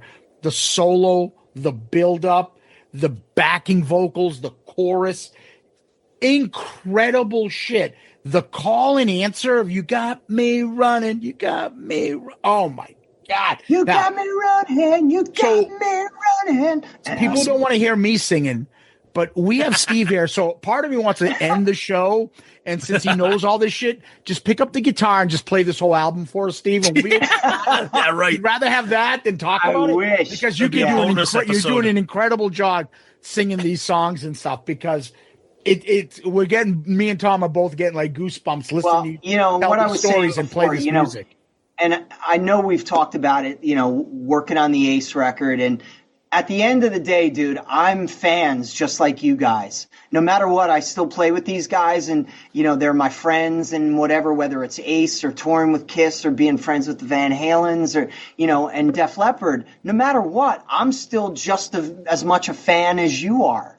So I still, again, that's the beauty of music. And no matter what, dude, this is what I do for a living. This is my studio. Yeah. I still, when I listen to this record the other day, and even today, to refresh my memory, I swear to God, I was that 11-year-old kid again. Exactly. It brings me back, and no matter what, and that's what I always say, it never gets lost on me how lucky I am, but at the end of the day, I'm still a fan, just like you guys. So I love all this fucking shit. Yep. That's what's so cool about talking about it, because it's like, I still remember, in my bedroom at my parents' house, listening to this record and reading Circus Magazine and just, me too. Yep. Bounce around. But this song to me is so important for so many reasons. And to me, it's the MVP song of the record, because I loved it so much that I copped the title. And again, it is, if you listen to it, and I think everybody out there, go back and listen to the song, and then listen to Pyromania and listen to Photograph especially. It's the same key, awesome, but there's a lot of similarities. And this song, out of all of them, to me, shows the future of where Def Leppard was going. Love it. So you put this on your demo for Bon Jovi? Well, no, I wrote my own song. I didn't do a cover of it. I took the that's title. Why I got confused. Yeah. No, I wrote my own song called "You Got Me Running." Which is Jesus Christ! And because I love the title so much, I was like, "This is fucking." I gotta have any similarities to it, because it didn't end up on your debut album. No, we never. No. Not really. I don't think so. It was more the Trixter "You Got Me Running" was, it was like, ow, ow, ow, and the chorus was, I'm in love, I'm in love, I'm in love. You got me running for your love. I'm in love, I'm in love. I love it. But very much influenced by the Def Leppard Mutt Lange vocals. I mean, that's awesome. That was the beginning of it. Because I'm like, wait a minute, I know this first couple albums. I'm like, I don't remember You Got Me Running on its album. No, that's right, but it was on the demo that you sent Bon Jovi. Isn't that fucking wow. That's awesome. Love it. Amazing. All right, let's see if you put this demo on the next track. Lady Strange. So this song here, again, we talked about Zeus picked it up too, the differences between side 1 and side 2. This song sounds like it could have been on Through the Night. And again, that's not an insult. That's just the sound of the band, the sound of Joe's voice, which is one of the reasons why I love this. It's got a nice tempo, but I love that main riff. Just a nice mid-tempo, not too much like heavy-duty aggression, not too much, balls to the wall type stuff. But this song, I've always really gravitated towards this song. I have Sirius XM. They play Def Leppard all the time on Boneyard and Hair Nation. They play Lady Strange all the time, which is weird because a lot of people it might be considered a deep cut. But I hear Lady Strange a lot on satellite radio, and every time I hear it, I'm like, damn, this is a fucking great tune that you don't hear that much from them. Right. I think it's got a great chorus, and I think I like the fact that it's a change of pace from the rest of the album, Steve. I agree, and the other unique thing about it, which I was realizing over the last couple of days, what's unique about the sequencing of the record is a lot of the songs are in the same key. So, like I was saying before, Let It Go, Another Hit and Run, both in A, A, F, A minor-ish, A minor blues, and then High and Dry is in D, I believe. Bringing On the Heartbreak goes back to A. You Got Me Running and Lady Strange are both C-sharp minor, E major, which is unique because usually, like, I know when I would try to sequence a record, I mean, I'm always, like, PJ would always bust my balls, and, like, the guys, my favorite key of writing was always E, and it was E flat because Trixter, we tuned down a half step, so it was like Van Halen, the key of E. So I have a lot of songs, Line of Fire, Heart of Steel, all in the key of E. So when we would be making records, and we'd always be like, oh man, we gotta have an A song into an E song, then a D song. You can't have all the songs in the same key. So it's interesting the way the record was sequenced, because you have that consistency of the A songs in a row, and then you have these two songs, and they're the only two songs on the record that are in C sharp minor or E major, because it's the same key. But it's very, like, weird. It just kind of dawned on me because I was playing along to it, and a lot of the chord progressions in You Got Me Running, Lady Strange are the same. This is exactly why Steve is on this episode right now. I'm dead serious. He didn't catch it. I when he was just talking, I was just like, right over Zeus's head. Yeah, I might. You mean, like, for all the musos, for all the musicians out there that keep talking like that, geeks and shit. That's what I'm into. And again, man, this is one of the other things that I've said. Playing with Def Leppard for the last 12 years or whatever, and learning the catalog. They don't get enough credit. The guitar players, of course, Steve Clark and Pete Willis, and Phil and Vivian. The writing, the way their production is, and especially with the Mutt stuff, everything sounds so perfect, and it's so perfectly put together, and the mix and everything. But man, some of the guitar parts are so unique, and the way they playing the stuff, where when I had to learn all this stuff, I remember calling Phil and like going, motherfucker, man, your stuff is a lot more challenging than you guys get credit for. Like everybody goes, man, the Van Halen stuff, playing that's the hardest stuff in the world, or Yngwie or Randy Rhoads, some of the, the obscure, Revelation Mother Earth. Love that song. Man.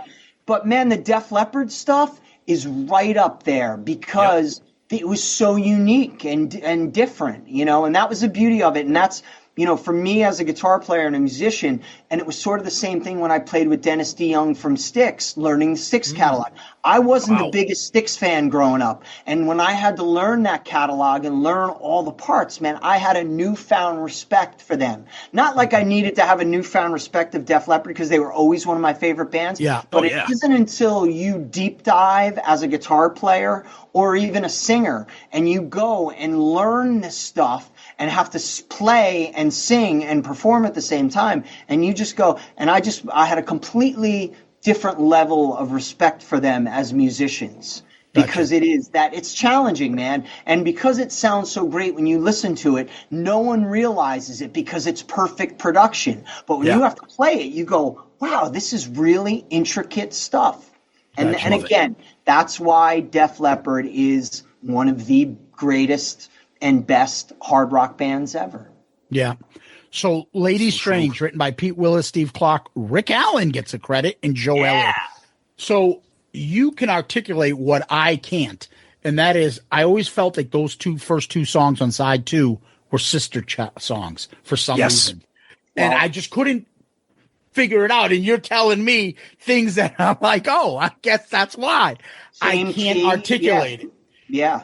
To me, they say, like, music is just good. If you like music, it's either good or it's bad. That's the only type of music. There's just something about the melodies that they do, and then you add that good hard rock beat and Rick, the rhythm section, and then you got Joe's vocals. It just works. They know how to make a song work for you. So this song, again, another straightforward rocker. Love the guitar fills on the second verse. Do you know what I'm talking about? On the second verse of this? I don't know who it is, whether it's Pete or Steve. I'm assuming you never got to play this live with the band, right? No, man, this was They would never play. Yeah, back then. I don't even think I learned this one. I'd have to get out my Leopard notebook, but no, this wasn't. I don't even think this was on the list. You know, so again, there is a great couple guitar fills on the second verse. It's just like really just intricate stuff. But then there's another part which I'm surprised neither of you two talked about yet, and that's the part where the music stops and Joe goes nuts. It's just you and me. Oh yeah, we'll make love. Good love. And then, just those little things. How many of these are in this album where music will stop and Joe goes nuts and guitar Great picks point. up? Fucking love that part in this song. I just had to bring that up. Now let's go through to the next track. On Through the Night. So Def Leppard pulls a Led Zeppelin by putting the title track of an album on the following album. Zeppelin did it with Houses of the Holy and Physical Graffiti. They put the title track on that. Def Leppard takes a page out of that book. So here's what I think about On Through the Night. First of all, great song. But to me, this is them kind of channeling their, like, a little bit of their Iron Maiden. It's got that galloping groove. But then again, I don't know, it's probably Mutt. But then all of a sudden you have this incredibly melodic chorus. Yes. With some great guitar work. And then it just goes boom right back into it. And then Joe Elliott just gets back in the volume that he's singing. He's like, the wait is done. The battle's won. So like he's just, and then all of a sudden, like you flip the switch and you get into this beautiful chorus. Yeah. And it's like, and they just go right back into it. Great song. Another underrated track. Side 2 is all, like you said, Steve, we talk about track sequencing too. This is interesting track sequencing on this album. I think it's a good thing, but I find it interesting too. But this has always been a great song for me. Yeah. Again, I love what you pointed out about the gallop. You know, this one definitely, I could definitely hear this one being a leftover from On Through the Night, which obviously, but there's definitely, it still has some of that new wobbum, you know, that new, new wave of British heavy metal thing going on. And I still think they were still, they were much more of a hard rocking band. But again, the chorus again goes into that, on through the night with that beautiful guitar. I love that. Very much like Tom Scholz, a Boston thing, because they were influenced, as everybody was at that point when the first Boston record came out. They were a huge influence on everybody because that was another, the first Boston record was a big benchmark for all of the producers and bands of that era, because that was basically, is from what I know, that would be considered like the hysteria of the 70s hard rock. Because the sonic, the way it was, no one ever heard, there was never guitar. Computer nerds, that's why. Yeah, I mean, right. Those college nerds from Boston, yeah. Yeah, I mean, But so there was definitely that, and I could hear a little bit of that Boston influence on this one. But again, just an awesome song, and I remember this was another one of those songs that I would sing in my bedroom with my guitar. Just looking in the mirror, fucking, I'm gonna do this someday, and on through the night. Just love it. Again, another classic song off a brilliant album. Yep. So. On Through the Night, written by Steve Clark, Rick Savage, Joe Elliott. Same thing, straightforward rocker. But I put this one's a little bit heavy. But I really love the chorus. And the bridge on this is really good. Yeah. It's got a real cool bridge. The solo's great. The solo actually goes on a little bit longer than most solos do on this. But it's melodic and it's not just useless shit. It ties up. It reminds me of like Ace solos. Or you think of like Hotter Than Hell, where it just takes a quick break at the end. You're like, but now that little part in that solo, you remember it. Same thing with On Through the Night. There's nothing wasted here. It's not there's no nonsense here. Everything is calculated and it has a meaning and a point. And this song just kicks ass. This and maybe the last track, I would say, are probably leftovers and sound more inclined to be on the debut album than this. They sound a little bit different than the other ones. But anyways, On Through the Night, great song. Let's go to the next one. Mirror, Mirror, Look Into My Eyes. Always been a standout for me. I love how when the song kicks into gear, you get that opening riff, but then it gets into like the tempo. It's like stomping, stalking. It's like dun, dun, dun, dun. And then the way Joe starts singing it. But again, like a lot of these other songs, it builds and it builds. And then you get into another incredible call and answer. Take a look into my eyes. Tell me what you see. Take a look into my eyes. And then Joe Elliott's just screaming, tell me, is it true? Just incredible. And then it slows down. And then again, Joe does it again. He's like, take a look. Boom.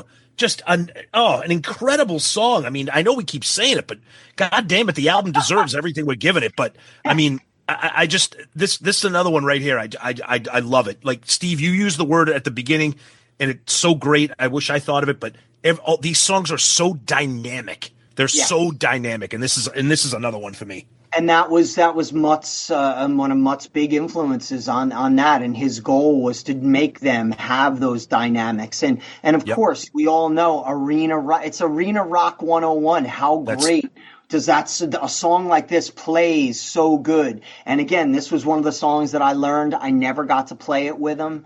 But man, I remember, last year or whatever, 2 years ago, rehearsing the show, and this was in the set, and I was like, oh my God, this song is so fucking good. But this also, Mirror, Mirror, definitely was one of the songs, and the feel-wise, the tempo, that went on to Pyromania with like Billy's Got a Gun. Yeah, exactly. There you go. Yeah. Good.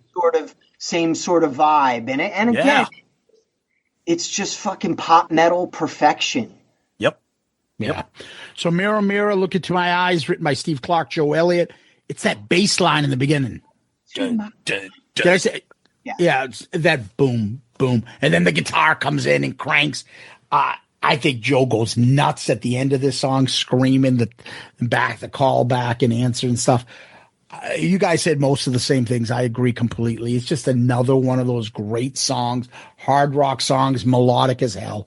And let's move to the last track. No, no, no. Not to be confused with the Kiss song off of Crazy Nights, which is interesting because it has a similar vibe to it as the Kiss version. So Zeus said it too. This is just frenetic. It's got a punk vibe to it. This to me is early, the roots of probably what they were listening to in Great Britain.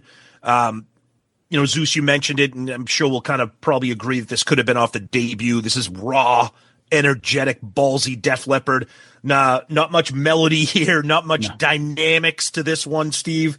I can see why they put it here at the end. But it reminds me of Fast Kiss in general. It reminds me of what Kiss was doing, with Under the Gun on Animalize, with No, No, No off Crazy Nights. Love's a Deadly Weapon, just that frenetic, heavy, fast-paced stuff.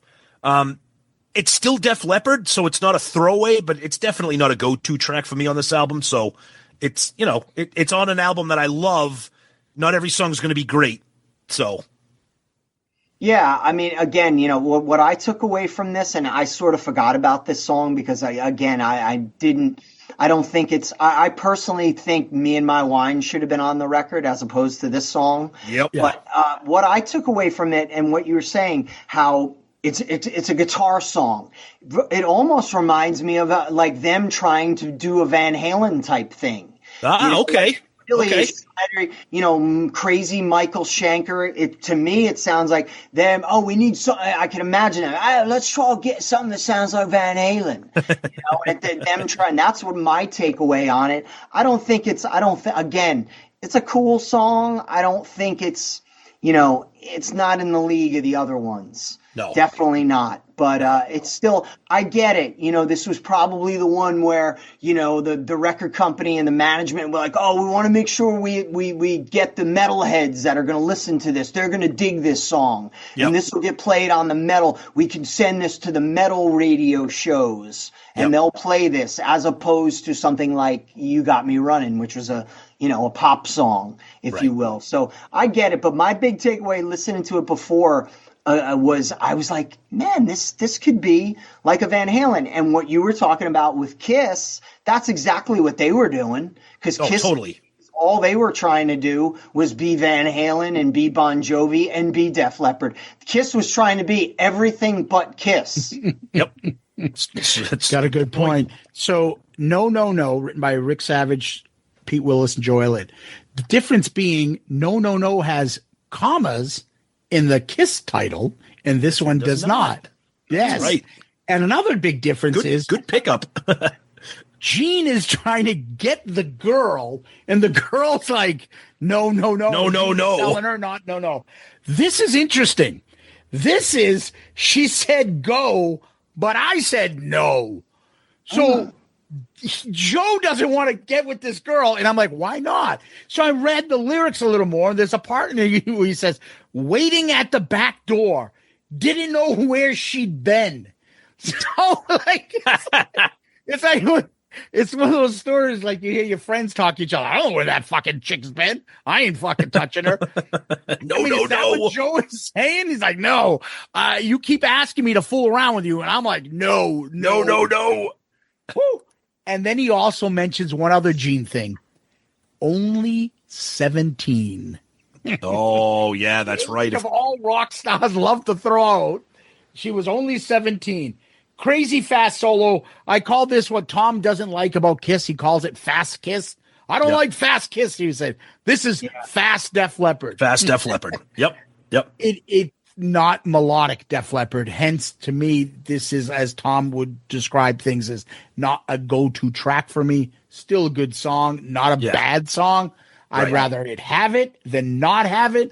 I'm always one that will always say, don't shorten an album because of a song that somebody might not like, because I might like it. Put it on there. So I'm glad this made it here. That is Def Leppard's High and Dry. Tom, lead us off. Just give us a quick overview, and then we'll rank these tracks. Yeah, I mean, I don't know what more I can say about it from the beginning to the track by track. This is just an important album to me. It's a nostalgic album to me. It's an influential album to me as a fan of rock music. And it's an album that I listen to this day. Even before I picked this is an album that I constantly come back to. I'll just throw Def Leppard on shuffle mostly. And I love this album, Steve. I agree. You know, and what we were talking about before, I believe it's in such an important album because it is, to me, the first real pop metal 80s, you know, what would come after it. This was the record that started it all. And again, you know, what you were saying before, so many great songs, and more importantly, it has a timeless sound. And that is Mutt Lange, Mike Shipley, Nigel Green, who worked on the record, are, you know, of course, they did Back in Black, Highway to Hell, same sort of team. It has that classic sound. There's nothing, you know, as great as Hysteria is, it has an 80s dated sound. It's dated. You know, it's dated. The Rockman guitars, it's very dated. Yep. You know, Pyromania, you know, still has those great, you can hear the Marshalls.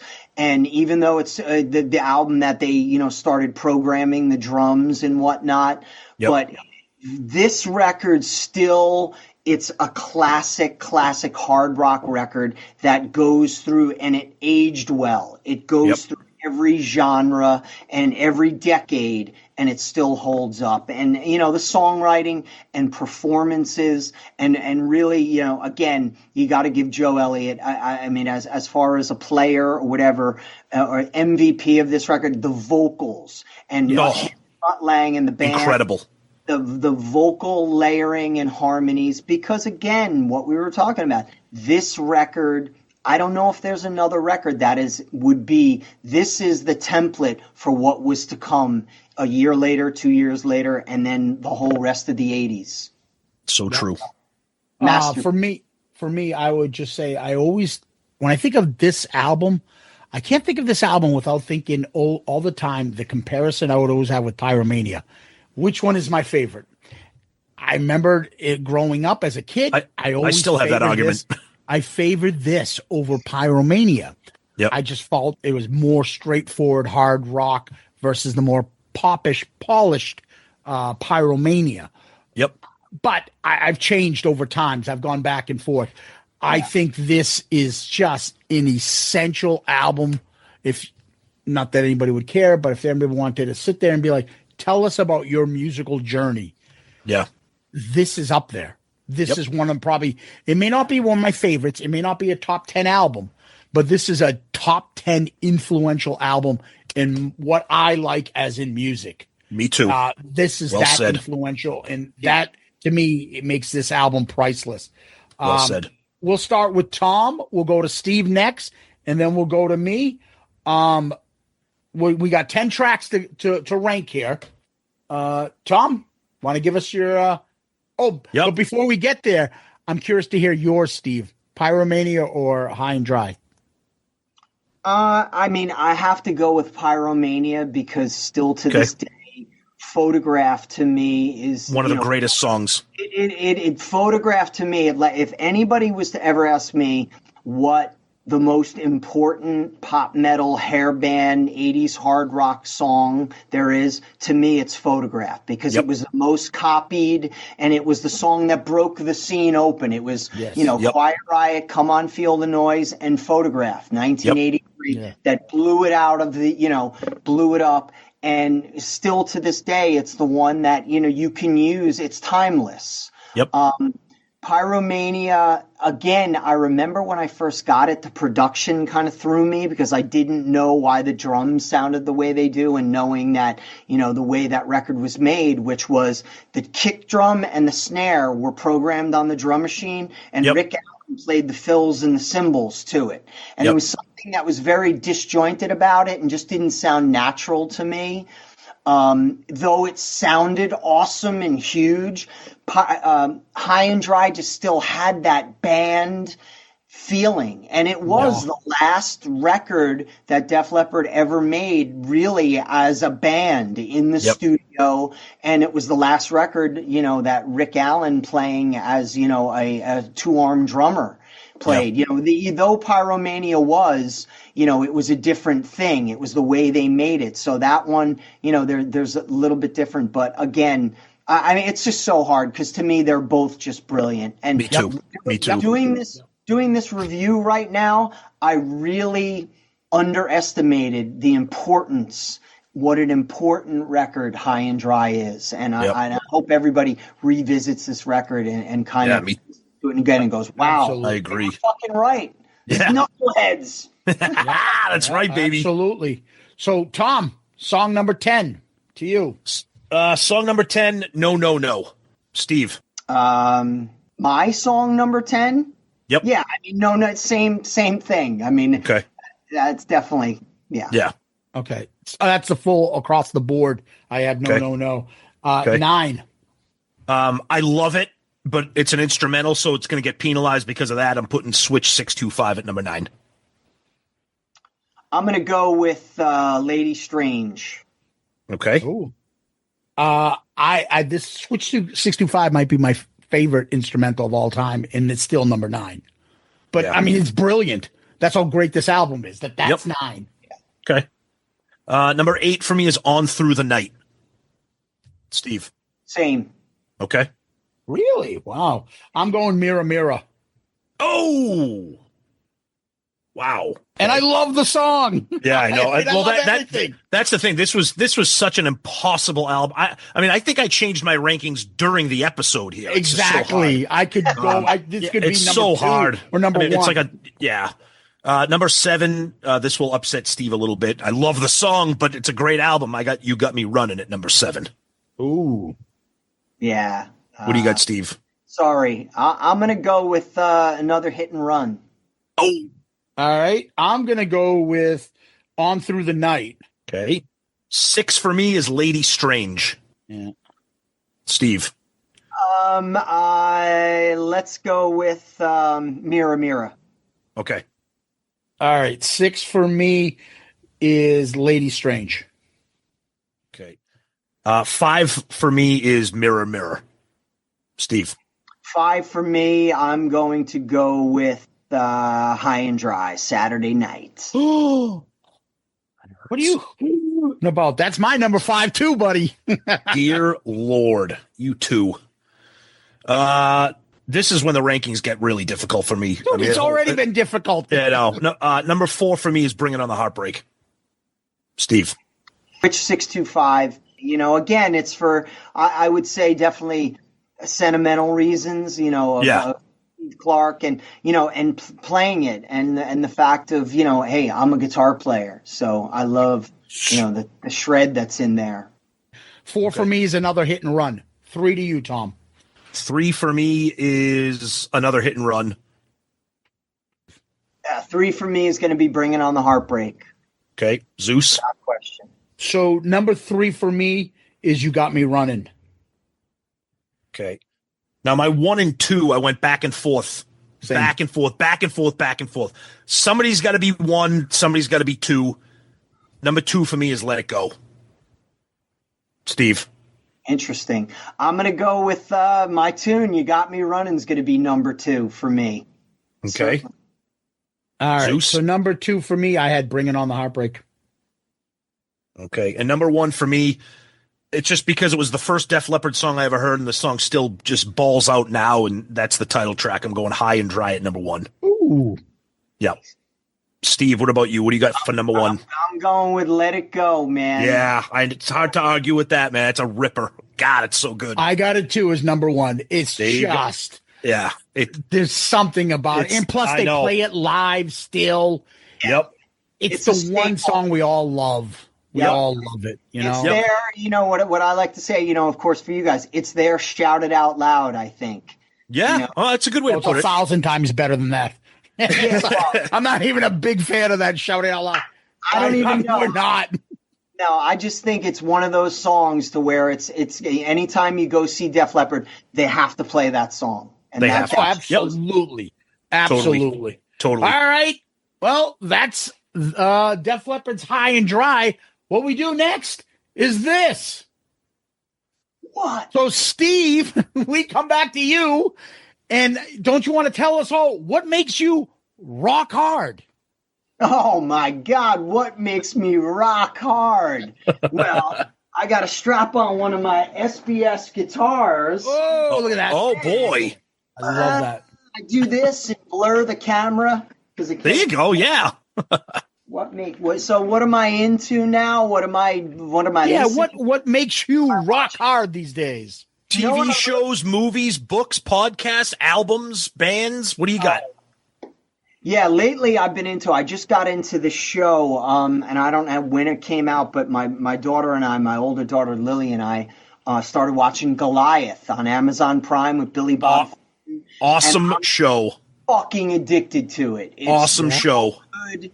It's everything that I love about, sort of those, 8-part series per season, whatever, 8 episodes. Yeah. And just incredible. And I love lawyer stuff. My daughter's actually just about to graduate law school and become. nice. Oh, nice. Excellent. Yeah. So we started watching it, during the Christmas break, man, and it was just like I had to text her before. I said, "Lil, I'm cheating on you. I started watching it again without you." No, it's okay. Nice. Oh, it's a David Kelly show. Yeah. Oh, you'd love it, Zeus. It's awesome. So that's Boston Legal and all that shit he used to do, right? Yep. And Billy Bob Thornton, man, for that deadpan, dry, he's always got a drink and a cigarette, and he's the down and out lawyer. That's all I'm going to tell you. But it's so powerful, and it takes you on. It's kind of got a little bit of a Tarantino thing in it. There's a little bit of Pulp Fiction. It gets weird. It's a Look at this fucking cast. Holy Dude, shit. it's a great. Watch it. It's a great show. Yeah, everybody out there, she's hot. I guarantee you won't be disappointed, man. It's a fucking great show. That's awesome. Tom, what about you, buddy? So for me, being the horror fan that I am, I stumbled upon this series on Max. No one ever heard about it, which is funny because I follow a lot of horror people on Twitter and Facebook. It's an anthology series created by Eli Roth. If you're a horror fan, Eli Roth has got his hands in a bunch of stuff. It's a show called Urban Legend, and it's a series of. It's an anthology. Each episode is its own, and each episode's about 30 to 40 minutes long, and they're stories based on classic urban legends. But because Eli Roth is behind it, some of them are like super bloody, kind of creepy, like unsettling. They're really, really good, and they're really interesting because I learned about some urban legends I didn't know. I mean, everybody knows like some of the classic urban legends, but there was one. I don't do well with bugs. I'll just say this. There was one that involved bugs, and I didn't like it at all, but it was friggin' it was scary as shit. So it's good. Each episode, it's not a big commitment. If you're a horror fan, I highly recommend it, but be prepared for some unsettling shit. It's called Urban Legend on Max. All right. Yeah. So, Zeus, what about you? What do you got? Me, most of our listeners know I'm a huge, huge Elvis fan. Bigger than Kiss, bigger than anything is Elvis. I just think he's the greatest entertainer of all time. Yep. Uh-oh, what do we got? Hold on, he's getting something. Steve's getting something, Elvis. Elvis is alive and in your house. Oh, nice. Oh, look at that. What is that? A gold bust of Elvis. That is so cool. Man, I'll say Zeus and you guys, Kiss ain't got nothing on me, man. No, they don't. I taught Def Leppard how to write songs, man. 100%. Love it. Steve, love it. Like one whole row of all that is CDs is Elvis. Just everything you can. So one thing I want to mention is it's the anniversary of Elvis Aloha from Hawaii, which came out in 73, January 14th. So it's not the 68 comeback special, which is the greatest show of all fucking time and the greatest album of all time, but it is still fucking amazing. Can I tell you something? Go ahead. That special Aloha from Hawaii, that was the first thing I remember, first rock performance, watching that, and I was 3 years old. I was gonna say, how the fuck do you remember that? You must have been like 2.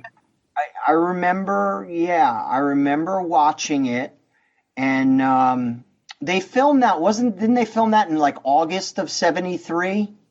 January 14th, 1973. That's when it aired, right? And it was released in April. Right. Oh, that's what it was. Okay.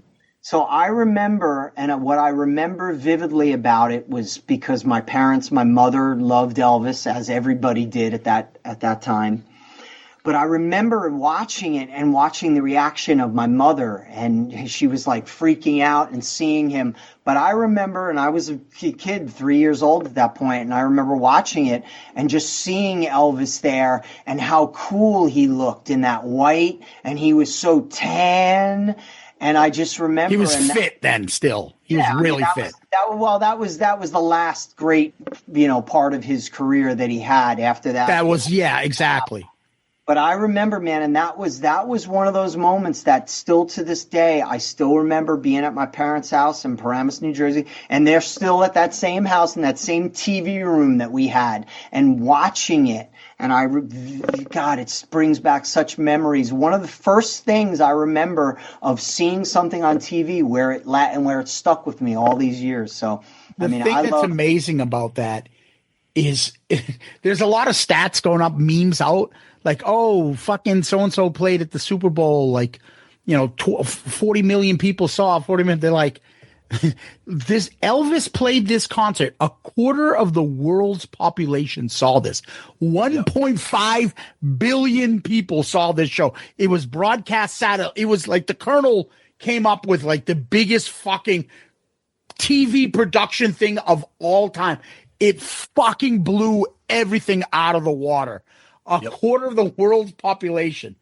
And he's got so many great songs from that album. You Gave Me a Mountain. He does, the American Trilogy when he does it, and he's with this band and they highlight the band, and there's just this cool section because I've seen every Elvis video a million times over. where he just sits there and he's like looking at his band, like just so proud, and he blows his hair up, does one of these, and he just takes the mic and he's like, let's go. And he just starts singing, fucking glory, glory, hallelujah. Not really rock, but like he just majestic. That fucking album is great. And there's also, I got back in the 90s and stuff, an alternative Aloha from Hawaii album that he did. He did a rehearsal of that.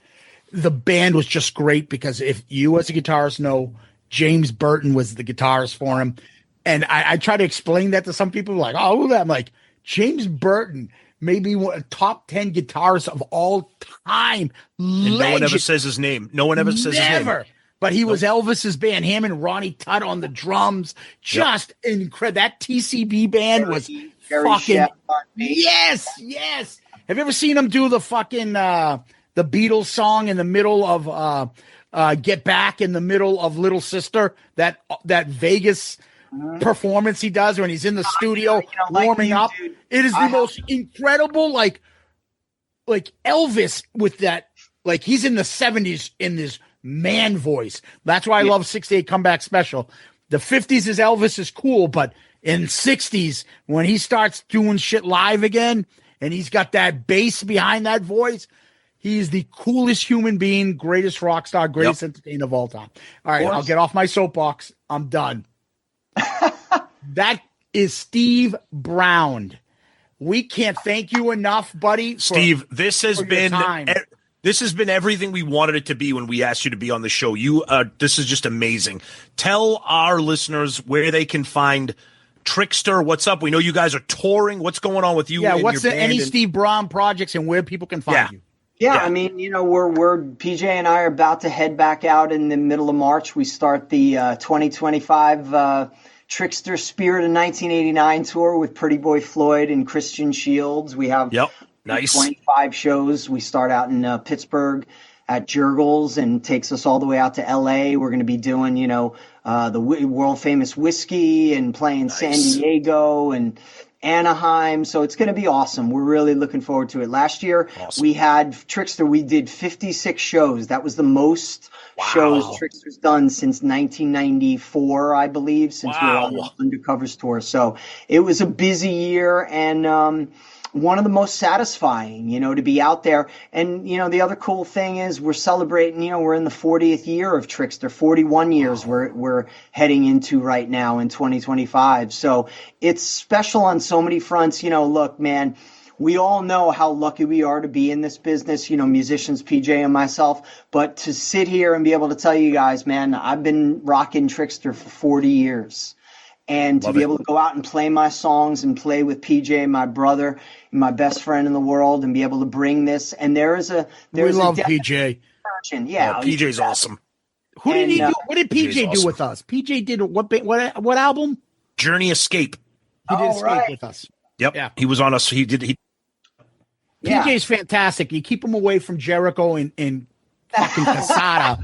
Oh, well, awesome. Of course, man. They're just, we're all just having so much fun. And that's the beauty of this and being able to do these shows, again, no matter what, we all started as fans and we all continue that. And though I get to make a living, PJ and I get to make a living out of playing music, we still talk about all the shit, all the gossip in rock, new records, new videos, bootlegs, this and that, the books, documentaries, all of it. So it's really cool. But Trixter, we got another banner year ahead of us, and just really looking forward to that.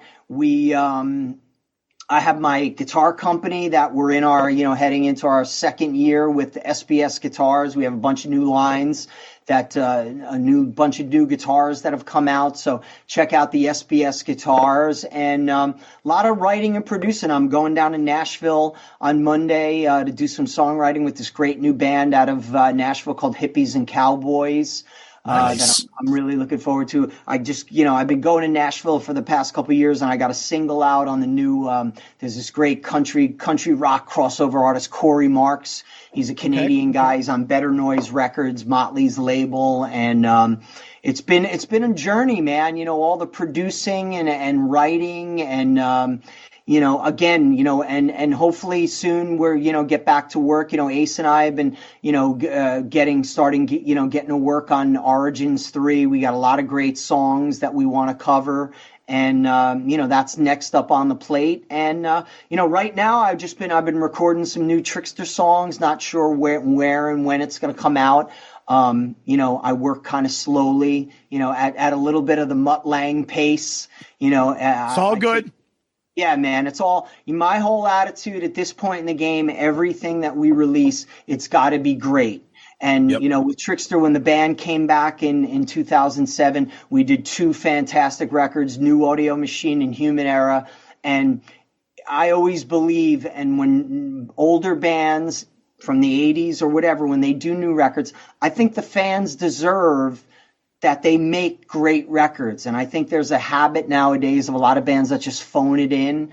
And I'm not a believer in that. So I work very hard, and PJ's writing some new songs. So I believe within maybe another year or two, we might have a brand new Trixter record. And Nice. we started filming some documentary footage for not a Trixter documentary, but the story of me and PJ, our journey as musicians. That's awesome. Nice. And Awesome. lifelong friends, 2 guys that started playing together when PJ was 14 and I was 16, and that, 37, 38 years later, we're still doing it while playing with other bands, but we always come back to the home, which is Trixter, and we're always playing together, and along with our 80s band Rubik's Cube as well. Yes, So, yes, that's fucking awesome. Love it. Love Incredible it. Love Are it. you guys doing Jericho's cruise again?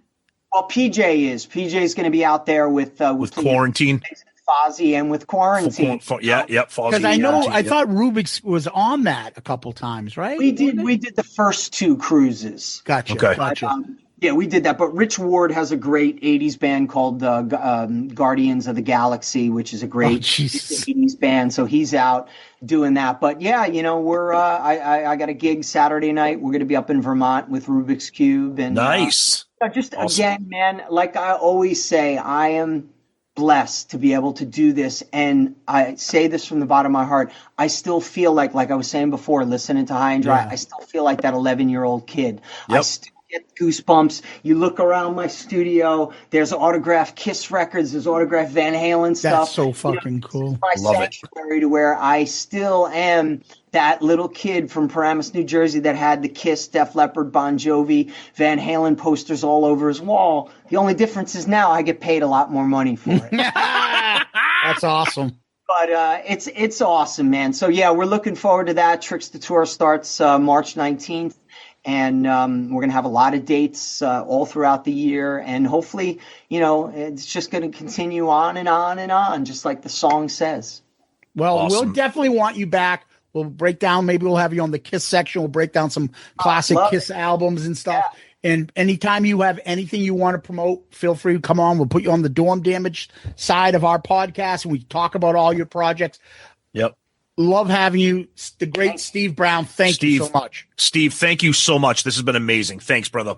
Thank you, guys. Shout it out louders. Love you. Tom, that was the great Steve Brown. I will say, and we talked about this, that was probably the best breakdown of any album we've ever done on ARC. Yeah, that was just incredible. That's exactly why we wanted Steve on here, because he's a musician and because he's played with the band. It was phenomenal. His analysis. No, he's a his real breakdown musician. was- He's not, I'm a musician. Yeah, It's right. hard. No, he's a real as an musician. entertainer. Yeah, Yeah. exactly. Yeah, he That was was just- incredible. Oh my God.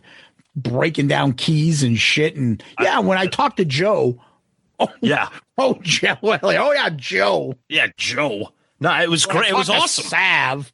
It was and I love it too because he was a fan of the album too, just like us. Like he was a kid who got the album and then he grows up and fucking plays the songs with the band. It was awesome. Oh, incredible stuff. It was great. But now we're doing incredible stuff, and we're ranking the album compared to the other. This is the 60th album we've done, Tom. That's a nice, good number. Yep. What is your top 5 album covers? Covers, I have at number 5, Rage Against the Machine, Blizzard of Oz, Purple Rain, Master of Puppets, and Diary of a Madman. This cover is kind of lame. I mean, the guy's in a fucking Speedo. Then you get the then you get the child exploitation photos on the back cover. But I'm going to give it points because it is a little bit of, I know I don't want to say iconic because we throw that around way too much. But it does have a little bit of, it's got something to it. You know, it's not like, you know, the fucking album cover like OU812 looks like a Sears portrait.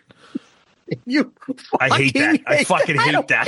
I don't get the hate that gets. I know. Oh, man. That being said, I'm going to put this at 43. I'm going to put it right below Who's Next and right above Super Unknown.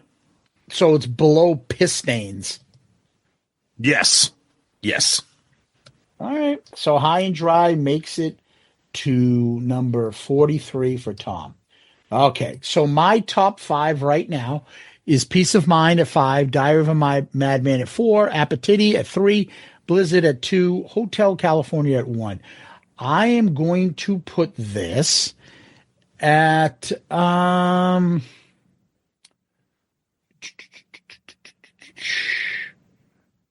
dude, I can't believe I have moving pictures at 24. I am going to put this at let's go with 16. I think it is iconic. You're a big fan of the Speedo? Yeah, I just remember that since my youth. Like, it's just one of those albums that it's been with you for all times, and you. Oh no, I get it. Nostalgia carries a lot of weight here, so I get it. All right, Tom. Let's go to the big one. Yeah, album itself. Okay, so top 5 right now. At number 5, Journey, Escape, Shout at the Devil, Purple Rain, Moving Pictures, Master of Puppets. This is one of the most difficult rankings I've ever had to do because I can tell you right now, on any given day, this could be number 1. This could be number 2. This could be number. This is that big of an album for me, but it's tough because I hate putting things and then seeing how everything gets bumped down. But it is what it is. This is jumping into the top 5. Number 5, High and Dry. Good. At least it's better than Escape. Thank God. Oh, it's barely. Two different albums. I know. But yeah, I mean, I could easily put that at I could put that at 1. Honestly, I could, but it's going to be 5. All right, Tom. My top 5 is Pyromania, Blizzard of Oz at 4, 3 Hotel California, 2 Automatic for the People, 1 is Purple. High and Dry is going to go underneath Pyromania. Oh, okay. Underneath Appetiti, but above Diary. It's going in at 7.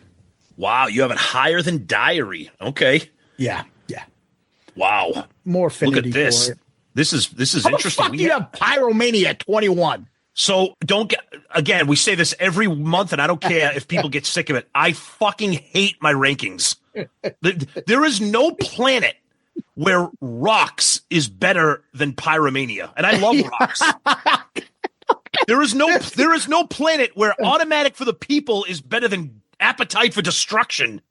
For me, at least. Yeah, no, I get it. My rankings are a mess, and we have to. We should do it some kind of special fucking.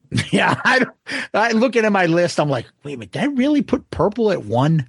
Yeah, I love that album so much. And I'm like, wait a minute. If I'm going on this trip and I'm going to be away for a year, am I taking that over every one of these albums? The only thing I'm happy about is my top 10. The problem is then my next 10 to 12 are jumbled. It's bad. It's tough. It's a mess. Yeah. Oh well. Tom, where can people find us? So if this is your first time listening to us, we are usually an all Kiss podcast, dropping Kiss related episodes every Saturday, but we also do the album review crew like you're listening to now, where we review a non-Kiss album once a month. We also have our Dorm Damage sidecast that we do every week, where we talk about music and movies and pop culture and who knows what.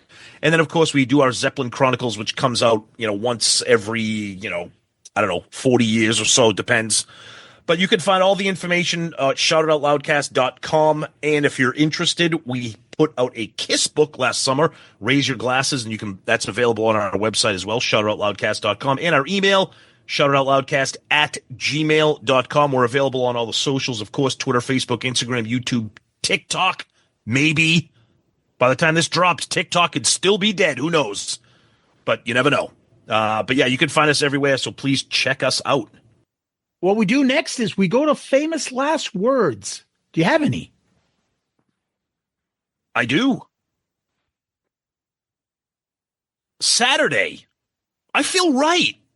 I've been drinking all day. Yes, I got a date, a midnight ride. I had to get away. Yeah. All right, I got better ones. I'm sure you do. You're not doing final last words from an instrumental. Oh, come on. Steve Brown, Kiss Tards, Leptards, Kiss Army, Tom, everybody out there, thank you. Steve Brown, what an incredible episode. An honor to have him on here. That was amazing. Thank you to Steve. Thank you to everybody out there. We love you guys. Def Leppard tards, Speedo tards, whatever kind of thing you're into, we love you. And Zeus, as always, my friend, thank you. Peace out, Girl Scout.